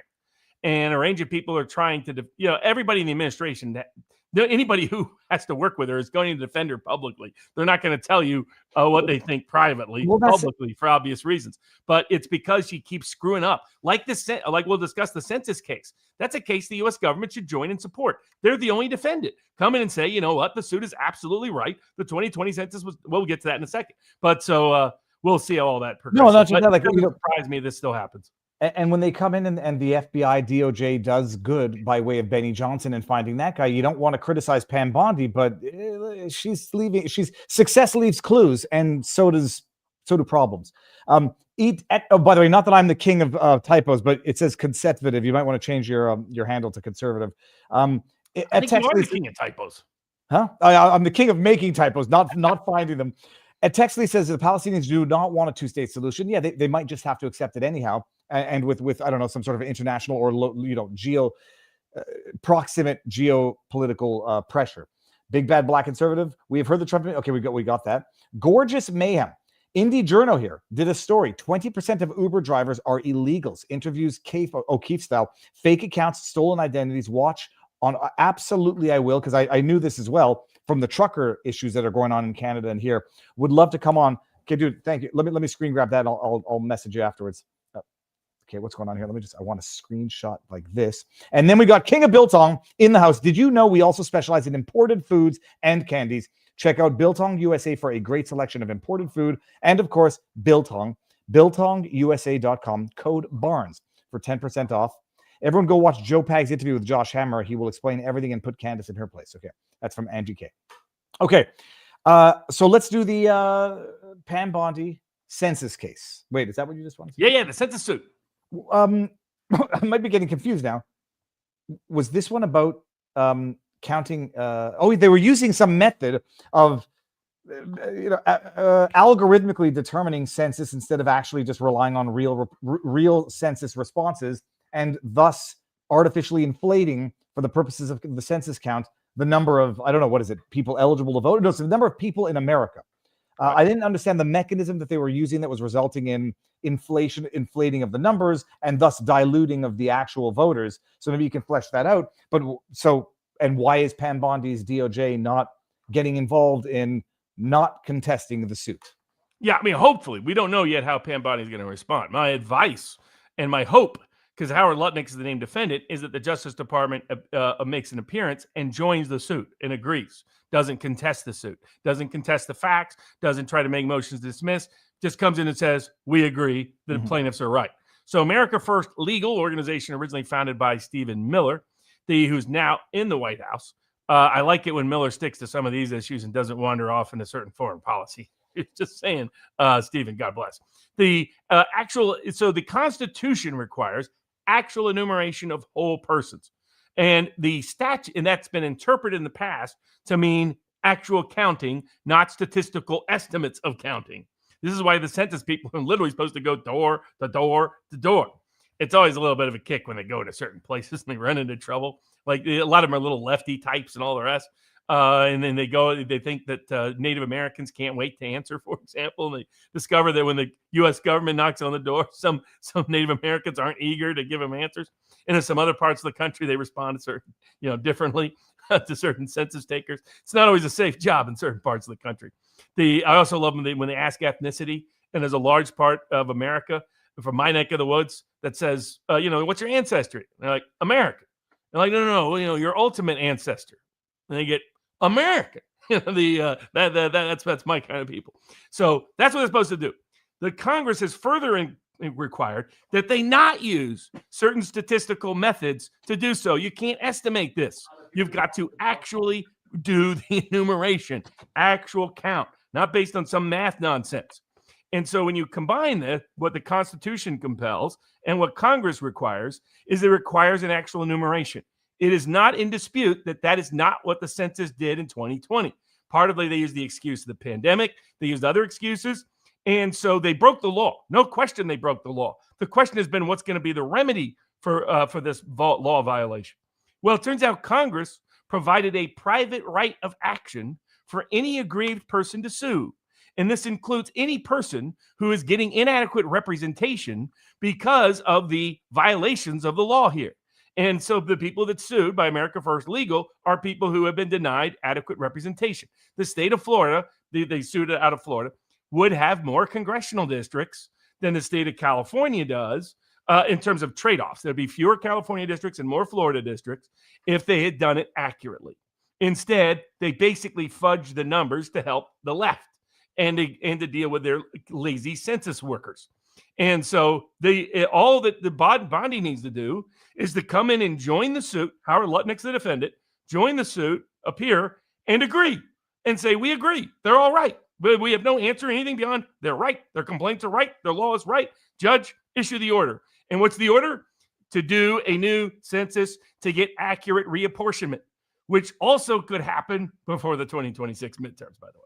I don't understand how we have these problems in this day and age. Like an accurate are going to commie. Well, that's it. I mean, that's exactly. It's quite obvious that the underlying goal is manipulation for the purposes of political gain, and there's no excuse to not be able to accurately count your population, or the people who are here at least.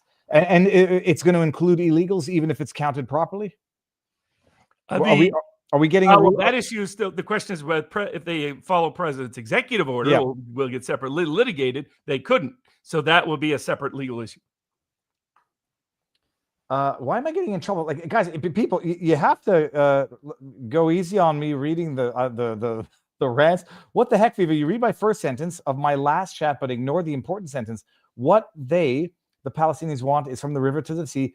Dude, if I bring up a chat, everybody sees the entire chat. I'm not reading every single word of every single chat verbatim. Everyone saw it. I understood it. You never know what some people put. Yeah, the other thing is I'm not. The chat. But it's like I bring it up. Everyone saw it. Like I appreciate they don't want a two-state solution, and that was your rationale. Everyone saw it in your Rumble rant. Okay, and then hold on a second, because the other big. But I don't know whether that is going to increasingly be the Palestinian position. I increasingly doubt that. Like even the survey evidence that claims support for Hamas or other groups, when you dig into the survey evidence, it's like 2/3 of Palestinians think they have no effective leaders of any kind. Well, that suggests to me a different movement. And the question is, could Trump's strategy work? Give them something to live for rather than something to live against. I think it's worth trying. So now someone's saying Viva reads like a Frenchman. I'll show you someone who reads like a Frenchman. Here, hold on. What does that mean? What Big bad black conservative. Blonde was the answer to my question. Did I not pay enough? All right. Let's get out of here. So that's the census. Let me go see what's next. And then we got a bunch of stuff at SCOTUS. We got the mail-in ballots standing to be able to sue. We've got counselors being able to have their counseling rights and speech rights and associational rights protected. We've got the Senate getting spied on. We've got the libel cartoonist. We got Luigi. We got a Zantac class action. We got robocalls. And we got Turning Point USA getting a big win against the would-be censors on the university. Well, let's do the Turning Point right away. This was at University of Chattanooga, Tennessee. Hold on a second, Robert. This is I'm a solo. What happened at Chattanooga? So the University of Tennessee at Chattanooga, which is my home school, and a parent tried to deny through the student organization initially, Turning Point USA opening up a chapter on the campus. And so while it was on appeal to the university and the dean of students, who said the final decision power, word got to me that they were trying to deny it. So I went public, put out a comment on X that I would represent those students and because they'd already reached out to me, so that was going to be easy, would be suing the school, would win, and the school would have to pay for it. That was the Trump part. That was somehow in my brain. When I get irritated is when I get going. But in response, Assistant Attorney General for Civil Rights, Harmeet Dillon, who continues to do great work at the Civil Rights Division, said, let me know if you need, let me know what happens. Let me know what's next. So when the Assistant Attorney General for Civil Rights says she's paying attention to the case, that helped get certain tension at the University of Tennessee, Chattanooga, my home school. Now, I don't know if you mentioned it when I had to. What was the rationale? Is the rationale ideological, or did they at least attempt to? But they didn't attempt to cloak like, no, we can't assure the security, and we don't want to have it. They said you promote hate speech. So holy shit! Those commie students at that school should smack themselves in the face. But I guarantee they put commie organizations on that campus. That's what I was going to say. I guarantee they have literal communist organizations. So in the wake of the man getting murdered, they then say no, not that we can't ensure security, that he was a bad man and a bad organization. That to me tacitly almost ratifies the violence that they purport to claim is both sides, and everyone has to tone it. That's effing insane, and I won't swear. Yeah, and I think it was a test balloon to see if they could get away with it. And the mistake they made is that those students, I'm from Chattanooga, people, as soon as they found out about, got in touch with me, and I was going to do something about it. And so I put out the public statement. And here's the precedent. I mean, the number of idiots, man, the left. And then they can't meme and they can't think. They're almost as bad as Candace cultists. Like some of the response, oh, Barnes, you don't have standing to sue. You can't sue. I said, sue for the students, not sue in my own name. I'm the lawyer suing. Apparently that just can't get through their calculus. And here's the precedent. The Students for a Democratic Society, SDS, won a Supreme Court case in the early 70s on this. For those people that don't know, the SDS had connections to, let's say, violent disruption, for example.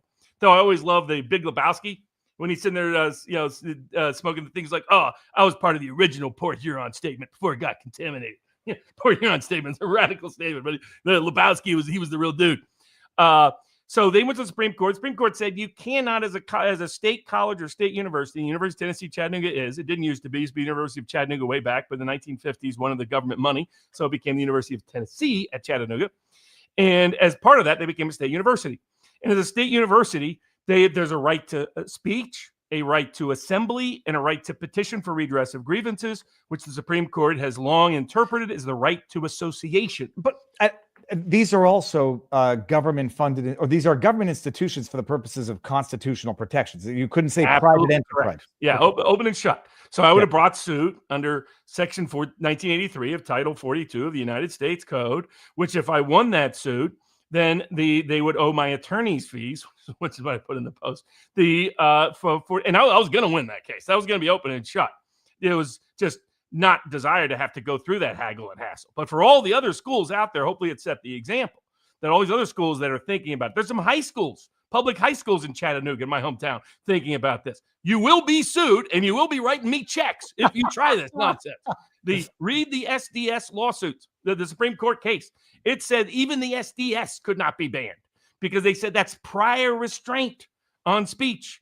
And it is presumed unconstitutional. It's a prior restraint on association, which is protected by the right to speech, right to assembly, and the right to petition for redress of grievances. And as such, you have to show that they would be very disruptive and that disruption is not a heckler's veto. That disruption has nothing to do with the content of their speech.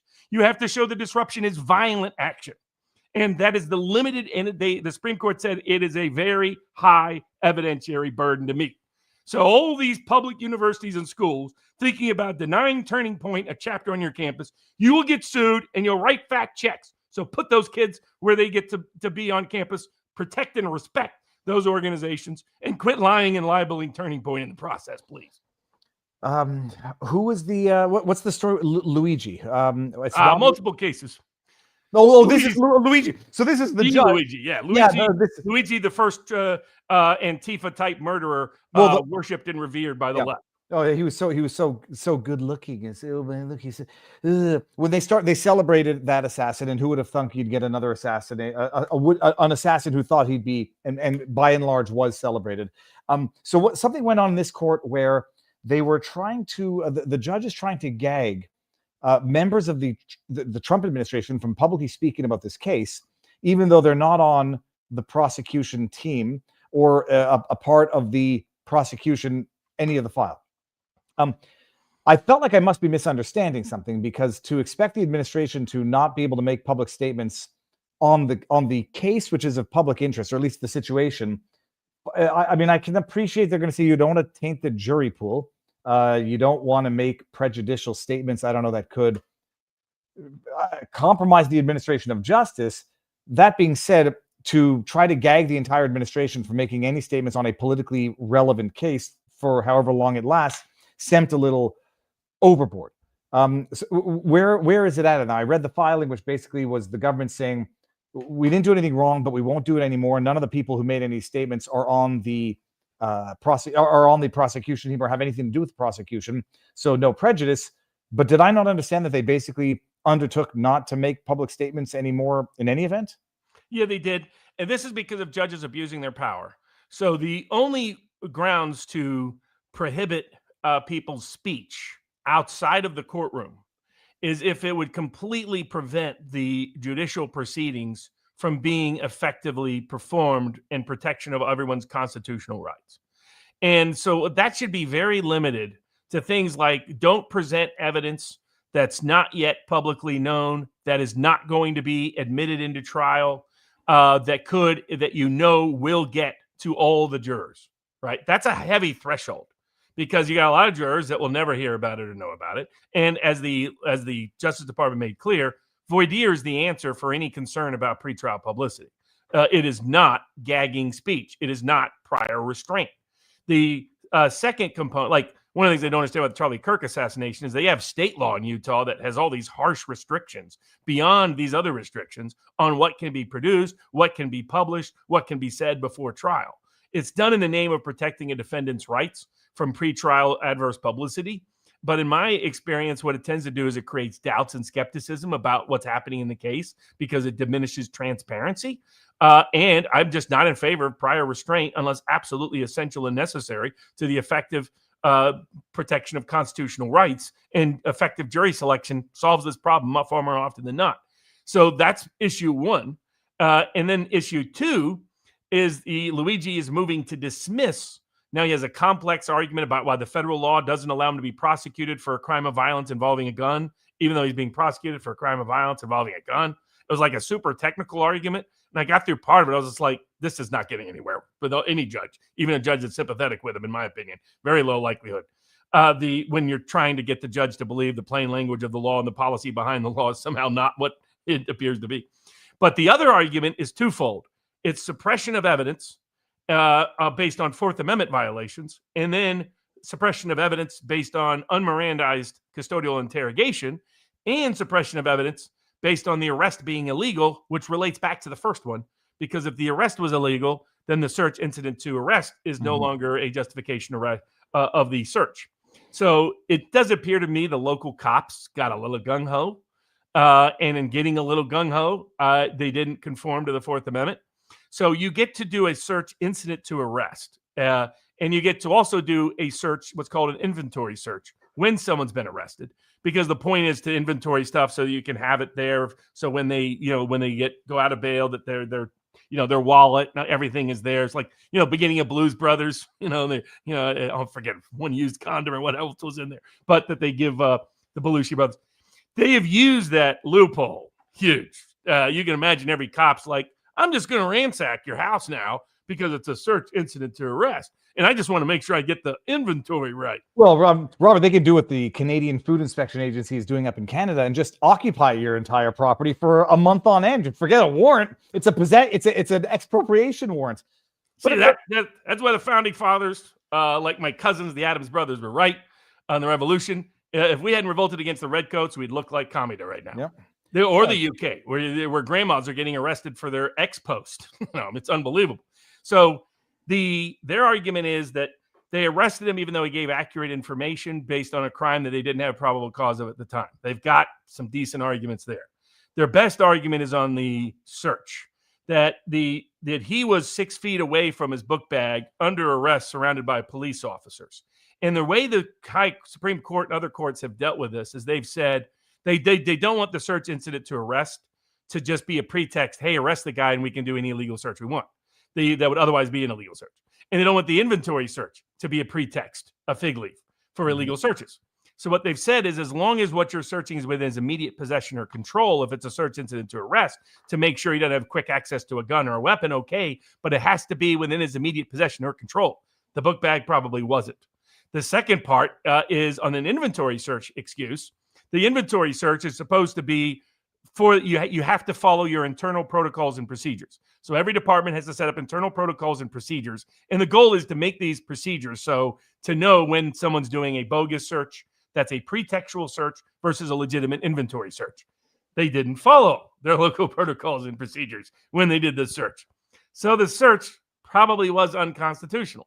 The question then becomes, if you throw out all the evidence that's in the bag, what else? What is left of the case? Then they're going to argue inevitable discovery. That's going to be difficult under this instance.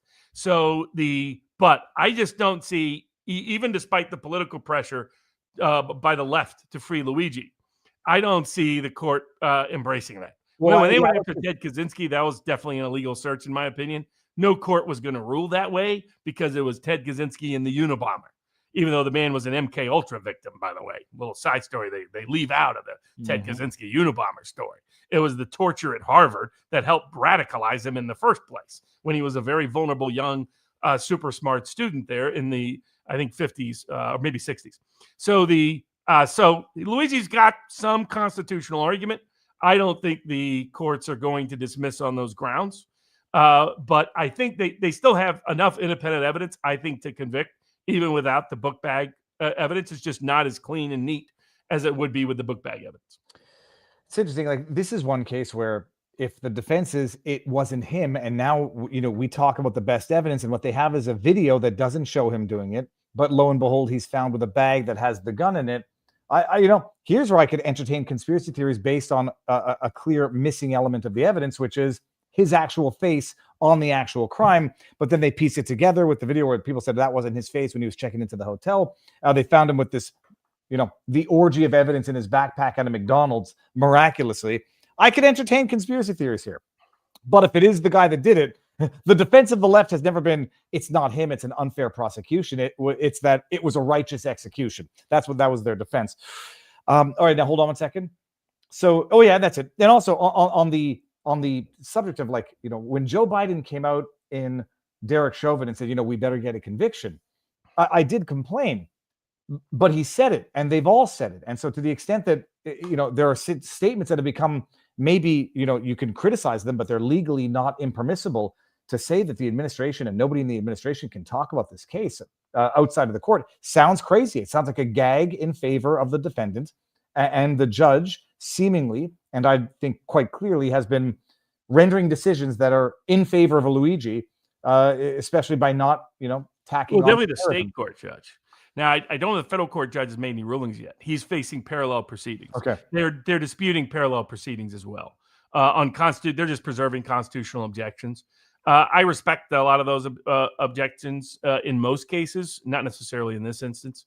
But I'm not a big fan of that. This isn't double jeopardy. I've never understood that. The question is who gets priority in the prosecution, and only one should get a bite at the apple, so to speak, in the Big Apple, than the other. But that's not the law. The law allows for parallel prosecutions and sequential prosecution because they're treated as two different governments. Robert, let me bring up some of the chat in Viva Barnes Law.locals.com. Always follow the money, says Dapper Dave. J45 said, Viva, I made a bunch of decals in honor of Charlie, just giving them away for free. I didn't copyright them. Feel free to use it. And it says, be happy, be Charlie, 0910. September 10, 2025. Never forget. Gray 101 says, is it still unsafe to be a federal whistleblower? First term, Trump taught us that you will be destroyed for patriotism no matter who's in office. I don't know. Charlton says, APAC taking it on the chin today, and I'm loving it. Red Sox 1983 says, with the way Barnes is describing Candace just asking questions over the last week, I got to ask, has he seen the South Park episode Dancing with Smurfs? Yeah. I haven't seen that. Buffalo Betsy, she can't claim that, though, right? Because she had to live in New York to disqualify. Oh, no, that was the secondary residence for the property. This is a different fraud. This was not her declaring it was primary residence. It was her declaring that the property she used for rental was a secondary residence, which she never used it as. DTQC says it's now official. Canada has entered the United States this week. It's now official. Canada has entered. Okay. Buffalo Betsy. Also, let's say circumstances do change after you purchase the property. Are you obligated to go in and amend the paperwork? I'm fairly certain you are. I mean, it's like, if this were for an insurance claim and she didn't notify them of the change, they would not cover the claim, period. Yeah, just think about it like, let's say you have health insurance or life insurance, and you develop a certain condition, and there's certain ongoing obligations that you have to submit updated information. Oh, for sure. Imagine if the rental property had burnt down and the insurance company discovers that she was renting it and not using it as a secondary residence, they would deny the claim outright. K Trimbox says, Robert, you're protesting too much. S. Wren, Monday I noticed a strange amount of CCP, communist. Oh, yes. The China show did a great job of breaking that down.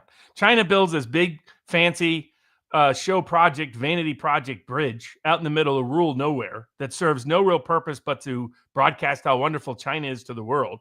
They do nothing to improve the well-being of the local people in that community. Like, people are saying, wow, that's great. If you just don't spend as much money on the military, you can build bridges like this. I'm not for building bridges to nowhere.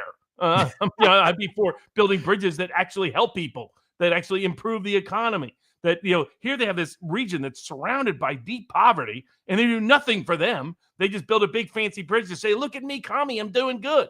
And a bunch of, Sagar, oh man, he took the bait on it entirely. And the China show now have a meme of him. And Crystal Ball that just making fun of him. That's the China show on YouTube. They always do a great job covering China. They get the funniest stuff. In China, spitting is not considered assault. So it happens when you get into an argument with somebody. No, it just turns into spit Because you fest. sit there, in fact, they even drink water to spit as much as they can on the other. So you get wild things there. They cover all the craziness in China, which is great. But they expose these propaganda projects for what they are. Yeah, well, SRN makes a good point. A failing nation with nukes does scare me. Black market nukes would be bad for the world. Shofar says, what's going on with Trump not helping Alex Jones or Mike Lindell having declared judgment against his company? There's not much that he can do in the Lindell case that I'm aware of. In Jones, it's a little bit limited because it's what the U.S. trustee can do in the bankruptcy case. So it's not as, I think Alex thought it would be a little simpler than I think it is. Now, I think the Civil Rights Division should investigate. My understanding, Ed Martin is investigating whether or not his civil rights were violated by rogue state judges, because I think it did happen. But I don't know if that investigation is forthcoming or not. Have I never noticed that AOC was at the bottom of that meme? I don't think I ever noticed that. Oh, I thought someone added that. That's great. Oh, that's from one of our great meme makers at DivaBarnesLaw.locals.com. That was the best one ever. Buffalo Betsy says, Viva, you belong here. You're included. Thank you very much. And hopefully the paperwork will sooner than later be accepted. Andrew Piscadlo, I'm happy to see the indictment for Big Tish. Do more. These bad actors permeate up and down the government. If you keep this up, you might actually motivate those voters who are disappointed with the new and improved Bush light version of Trump. I can't convince minority working class voters I live amongst who are street smart that an Iran attack is in their best interest, and I want Trump to sink too with that baggage. Ooh, gosh. Okay, we'll get when they sign the deal. I'll give it 3.5 years before it's broken. Piscadlo says, Robert, please expound on the area of a place you'd like them to search for bad actors to hang out. Big Tish, Comey are great. We got a number of them. Now let's see what we got in 2005. If you were a Air Force base, well, we lost that because Trump didn't take Colonel McGregor's advice about getting out of Afghanistan before he left, so he got stuck with Biden leaving it. And the Taliban is apparently Afghanistan and Pakistan are at war.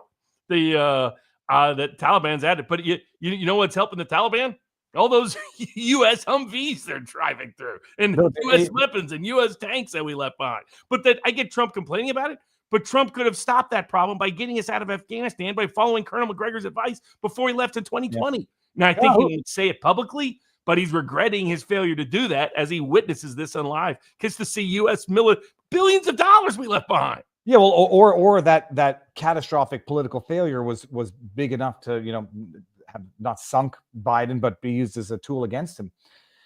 Mike has bad knees. Is there a valid case of market manipulation by Trump with his social media posts, causing the markets to tank with one post, then following it up with another post saying, never mind? There's a new expertise. If you can be a Trump translator, you can make all kinds of money in the market, because it'd be like, you're China, 100% tariffs.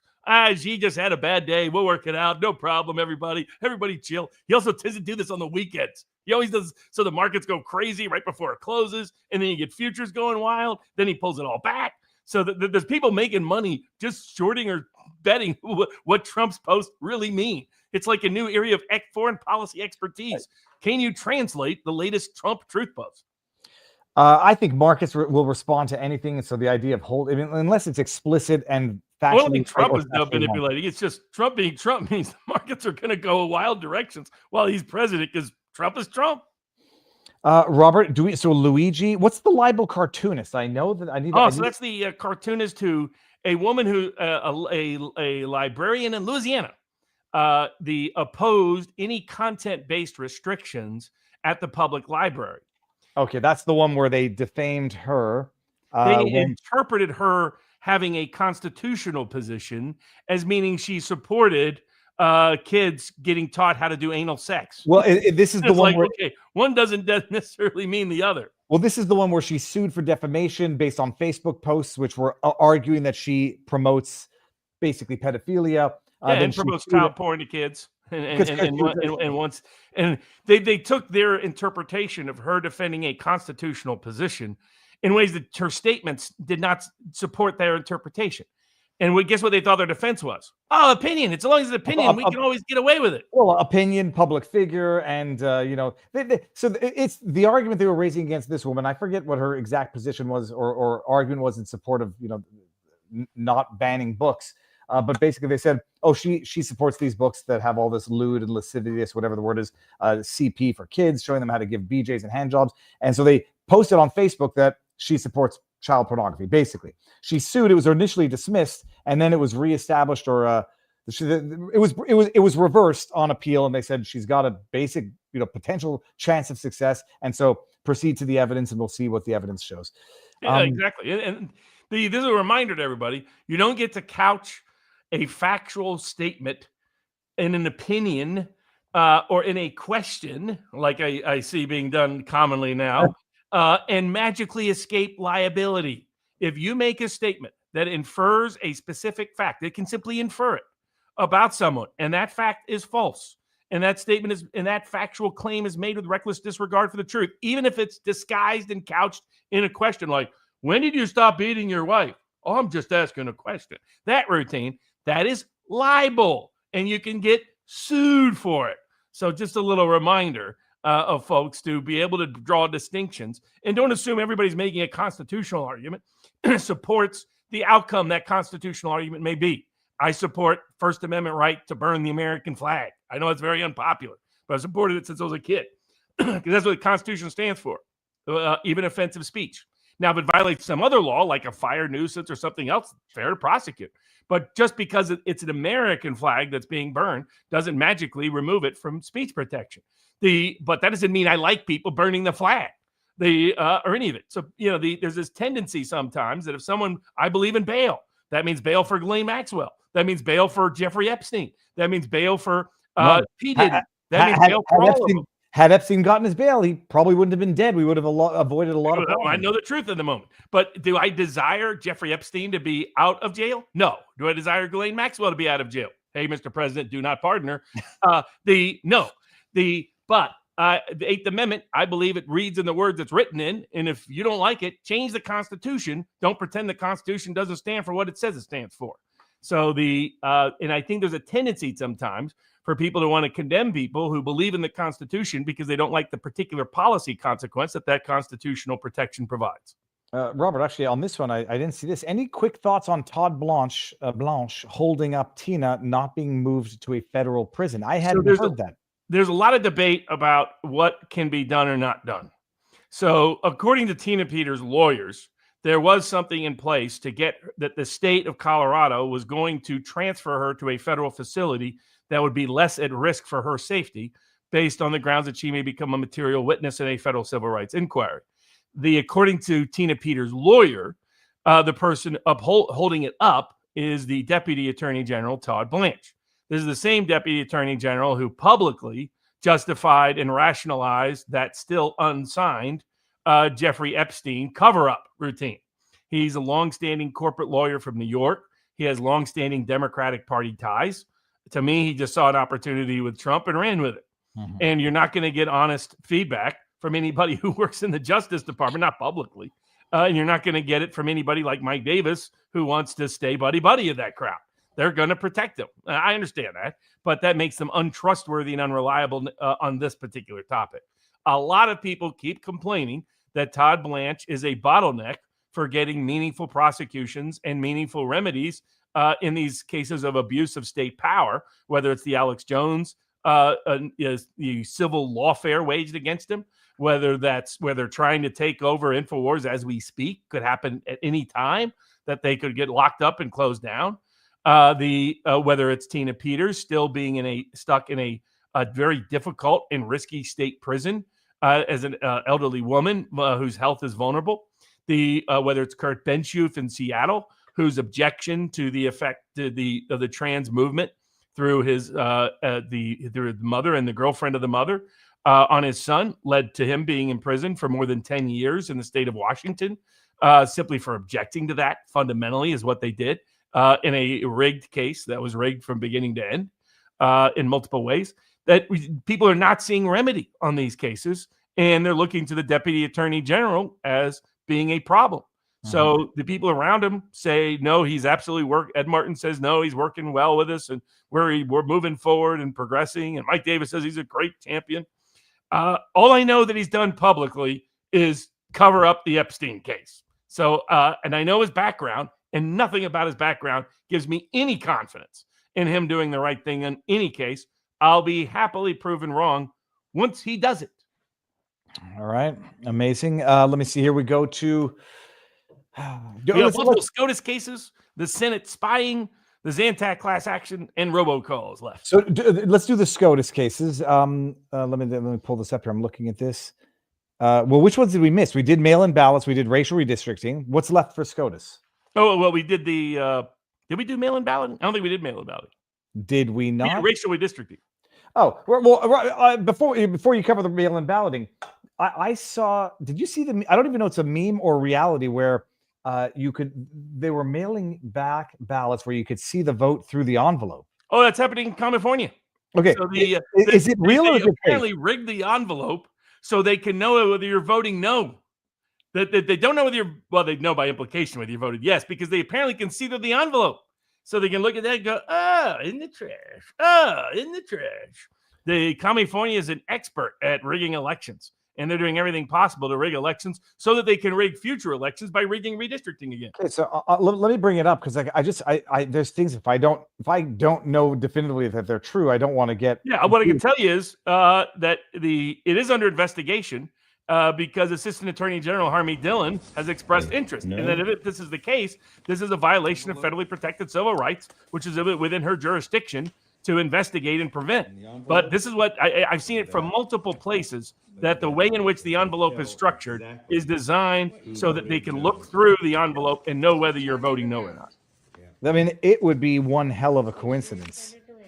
Unless it's, I mean, I don't know how you fake this. It would be, oh, I see. If you put it, if you put it one way by accident, not knowing, then they can see. Correct. Oh, that's fair. Okay. And was that a coincidence that they structured the envelope that way? I mean, it's classic California. It was what the old school Democrat taught me in Grundy County, Tennessee, coal mining country. They once voted for the socialists in 1912. I mean, they were radical up there, old school coal mining country. Now big Trump country. Because that's back when, they thought, socialists were more Eugene V. Debs, take down the system, not a bunch of would-be commie kids. Is that, he goes, it was the old saying, it doesn't matter who votes, it's who counts the votes that matters. They had rigged the machine so that somehow, no matter which way you voted, it always came up Democrat. He was like, yeah, Barnes, it's going to be 94% in this precinct. So, how do you know that in advance? Well, how do you think? So the California is an expert in that. So what was the mail-in ballot lawsuit? So this is brought by good work by Tom Fitton at Judicial Watch. This is about Illinois being able to count ballots after Election Day. The way in which the courts are dodging it is they're saying, guess what? No standing. No standing. Of course, remember everybody, in an election case, if you bring a suit in spring, it's not ripe yet. If you bring it in summer, it's totally moot. And if you bring it in fall, latches, what a lazy bum. You should have brought it in spring. When, of course, you couldn't sue either.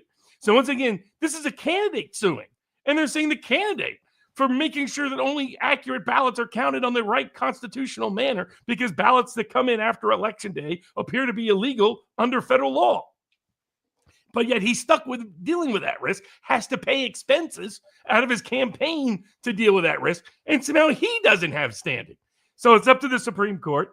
Hopefully they fix that rule about federal law and ban all these, day after, 2 days after, 3 days after counting ballots. They just, like in Nevada, they just magically keep coming. California, they magically keep coming. Europe does this all the time. Europe, they can't even do regime change. These people are so unsophisticated. They keep trying to do regime change in Georgia, Republic of Georgia, but they keep forgetting to at least wave the Georgian flag. Don't have the EU flag. They don't mix in the Palestinian flag, the Ukrainian flag when you're trying to do regime change in Georgia as an organic protest. But they can't even fix elections with any sophistication. They just shut down in Moldova. They just shut down whole booths, ban whole candidates, arrest whole people out of the blue on the eve of election. So that's what's happening here. But the big key is the standing issue could be reinterpreted by the Supreme Court to drastically expand our ability to get election integrity before an election. What they're doing right now is they force you to sue after an election, and then they never want to overturn the election. Yeah. So you never get relief and remedy when they fix the election. Hopefully the Supreme Court, now unfortunately, justices like Thomas tend not to be good on standing. So we'll see. And if you read the oral argument, he started off on that same dumb point. Sadly, it's one of his not strong points. I understand where he's coming from. He doesn't want all these lefties bringing suits for stupid reasons and involving courts overturning the people's will. But this is a context in which the corrupt actors are interfering with the people's will. So hopefully they do expand and respect standing in ways that you can bring pre-election challenges. That would be huge for improving the integrity of elections, as well as only having ballots count when they're actually cast on the day they're legally allowed to be cast.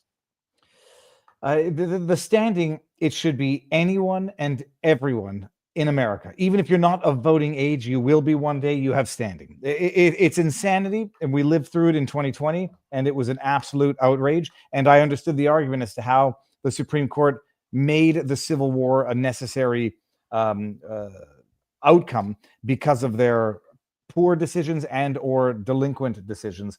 No doubt. That's all they did. But hopefully they fix it there.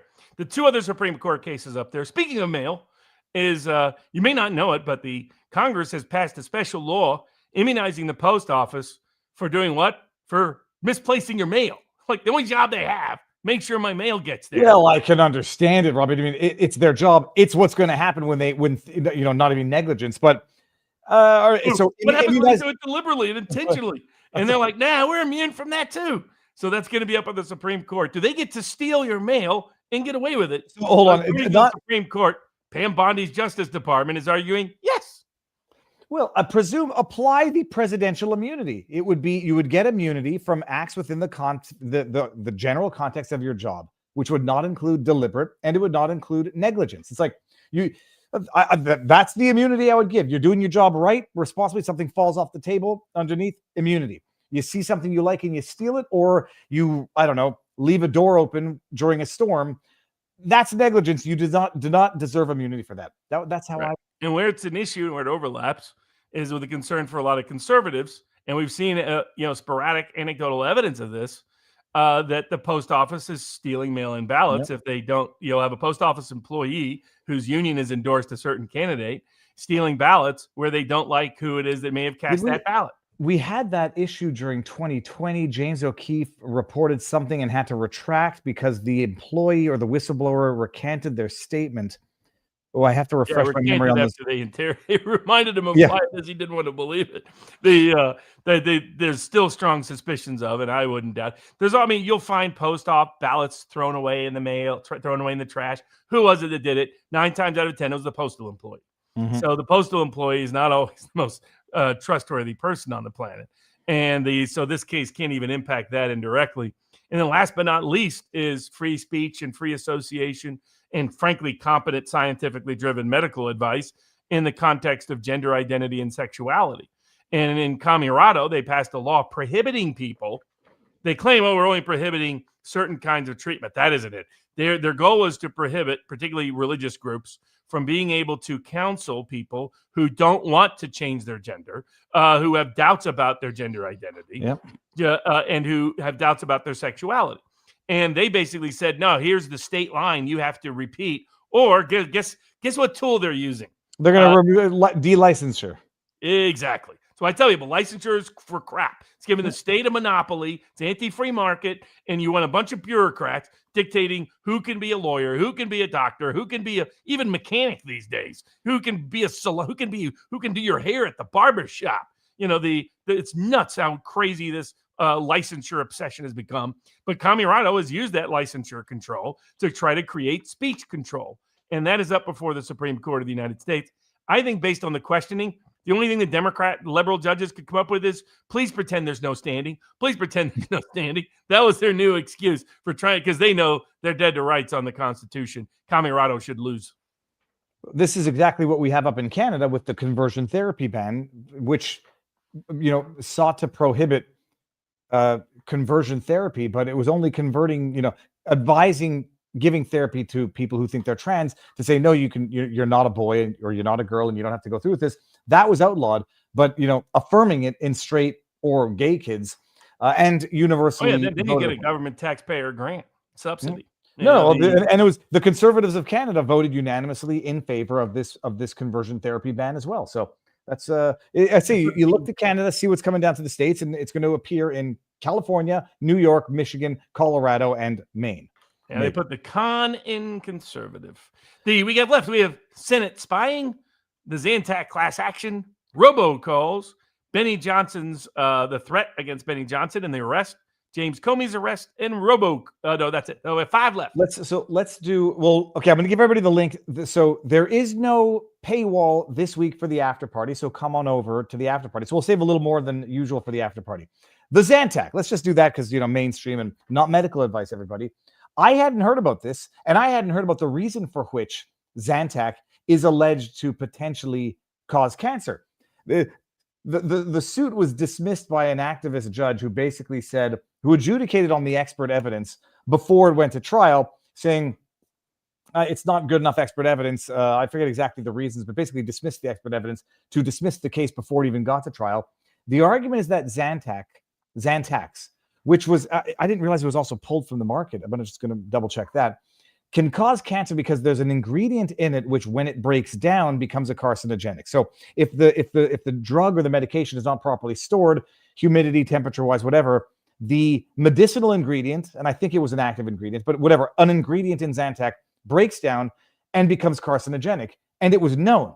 And they were acting on this potential risk before the lawsuit got initiated. And then the lawsuit gets initiated, and you have a judge basically say, expert evidence is not proving what I think it needs to prove at this stage, and dismisses it in favor of it for the benefit of Big Pharma. It gets reversed on appeal. Let me just double check if Zantac had been pulled from the market. Robert, what do you think of the case? So one, it's another reminder of how Big Pharma, like if we want to stop dangerous drugs and criminal drug dealers from harming America, it isn't Venezuela we should be invading. It's Pfizer. That's who we should be invading. But the Zantac is just another reminder of that. This drug popularly sold throughout the country is a solution to all your stomach issues and so forth. I didn't realize. I mean, I thought it was still out there. I remember the ads. I remember what the pill looks like. Zantac, ranitidine was pulled from the market in April 2020 due to concerns about contamination with whatever the hell that is, a known carcinogen. Okay. Sorry, I didn't mean to cut you off. Yes, and by the way, Pfizer was one. Why haven't you heard about it? Because the number one advertiser, as Vice President Vance pointed out on the Joe Rogan interview and elsewhere, and as Secretary Robert Kennedy has pointed out, they don't advertise to sell their products. They advertise to make sure the media doesn't cover adverse news concerning their products, and instead pitches and promotes their products. And that's why our boomer president, God bless him, still believes in the safety of some of these things that he shouldn't. But Zantac's another example of that. But they were about to get away with it because a judge decided to take off her black robe and, much as they did during the pandemic, put on their white lab coat and explain to everybody how they are the expert. And they reflexively worship at the idol of Big Pharma. It's the holy vaccine. That's who they are at heart. That's who they are in their soul. And so what happened here is they abused their power over expert witness control, which they have long misused and abused as their gatekeeping role, to basically prohibit and prevent correct claims from reaching a jury and letting a jury decide the truth of the matter.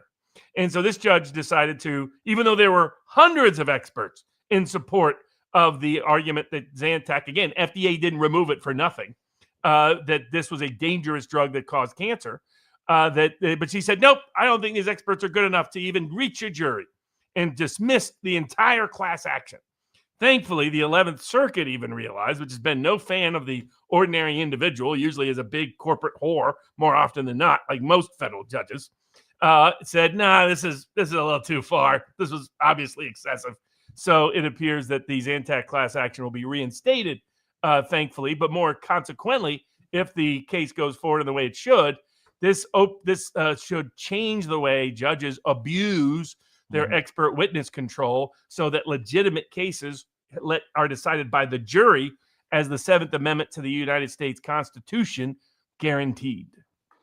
I'm going to certainly do a car vlog on this because it's wild. Everyone was, I didn't take it, despite, I think at one point, it being offered, like, oh, you got indigestion? Take Zantac. Hey, oh, you're a little overweight? Take Ozempic. And now we're seeing what's going on with Ozempic.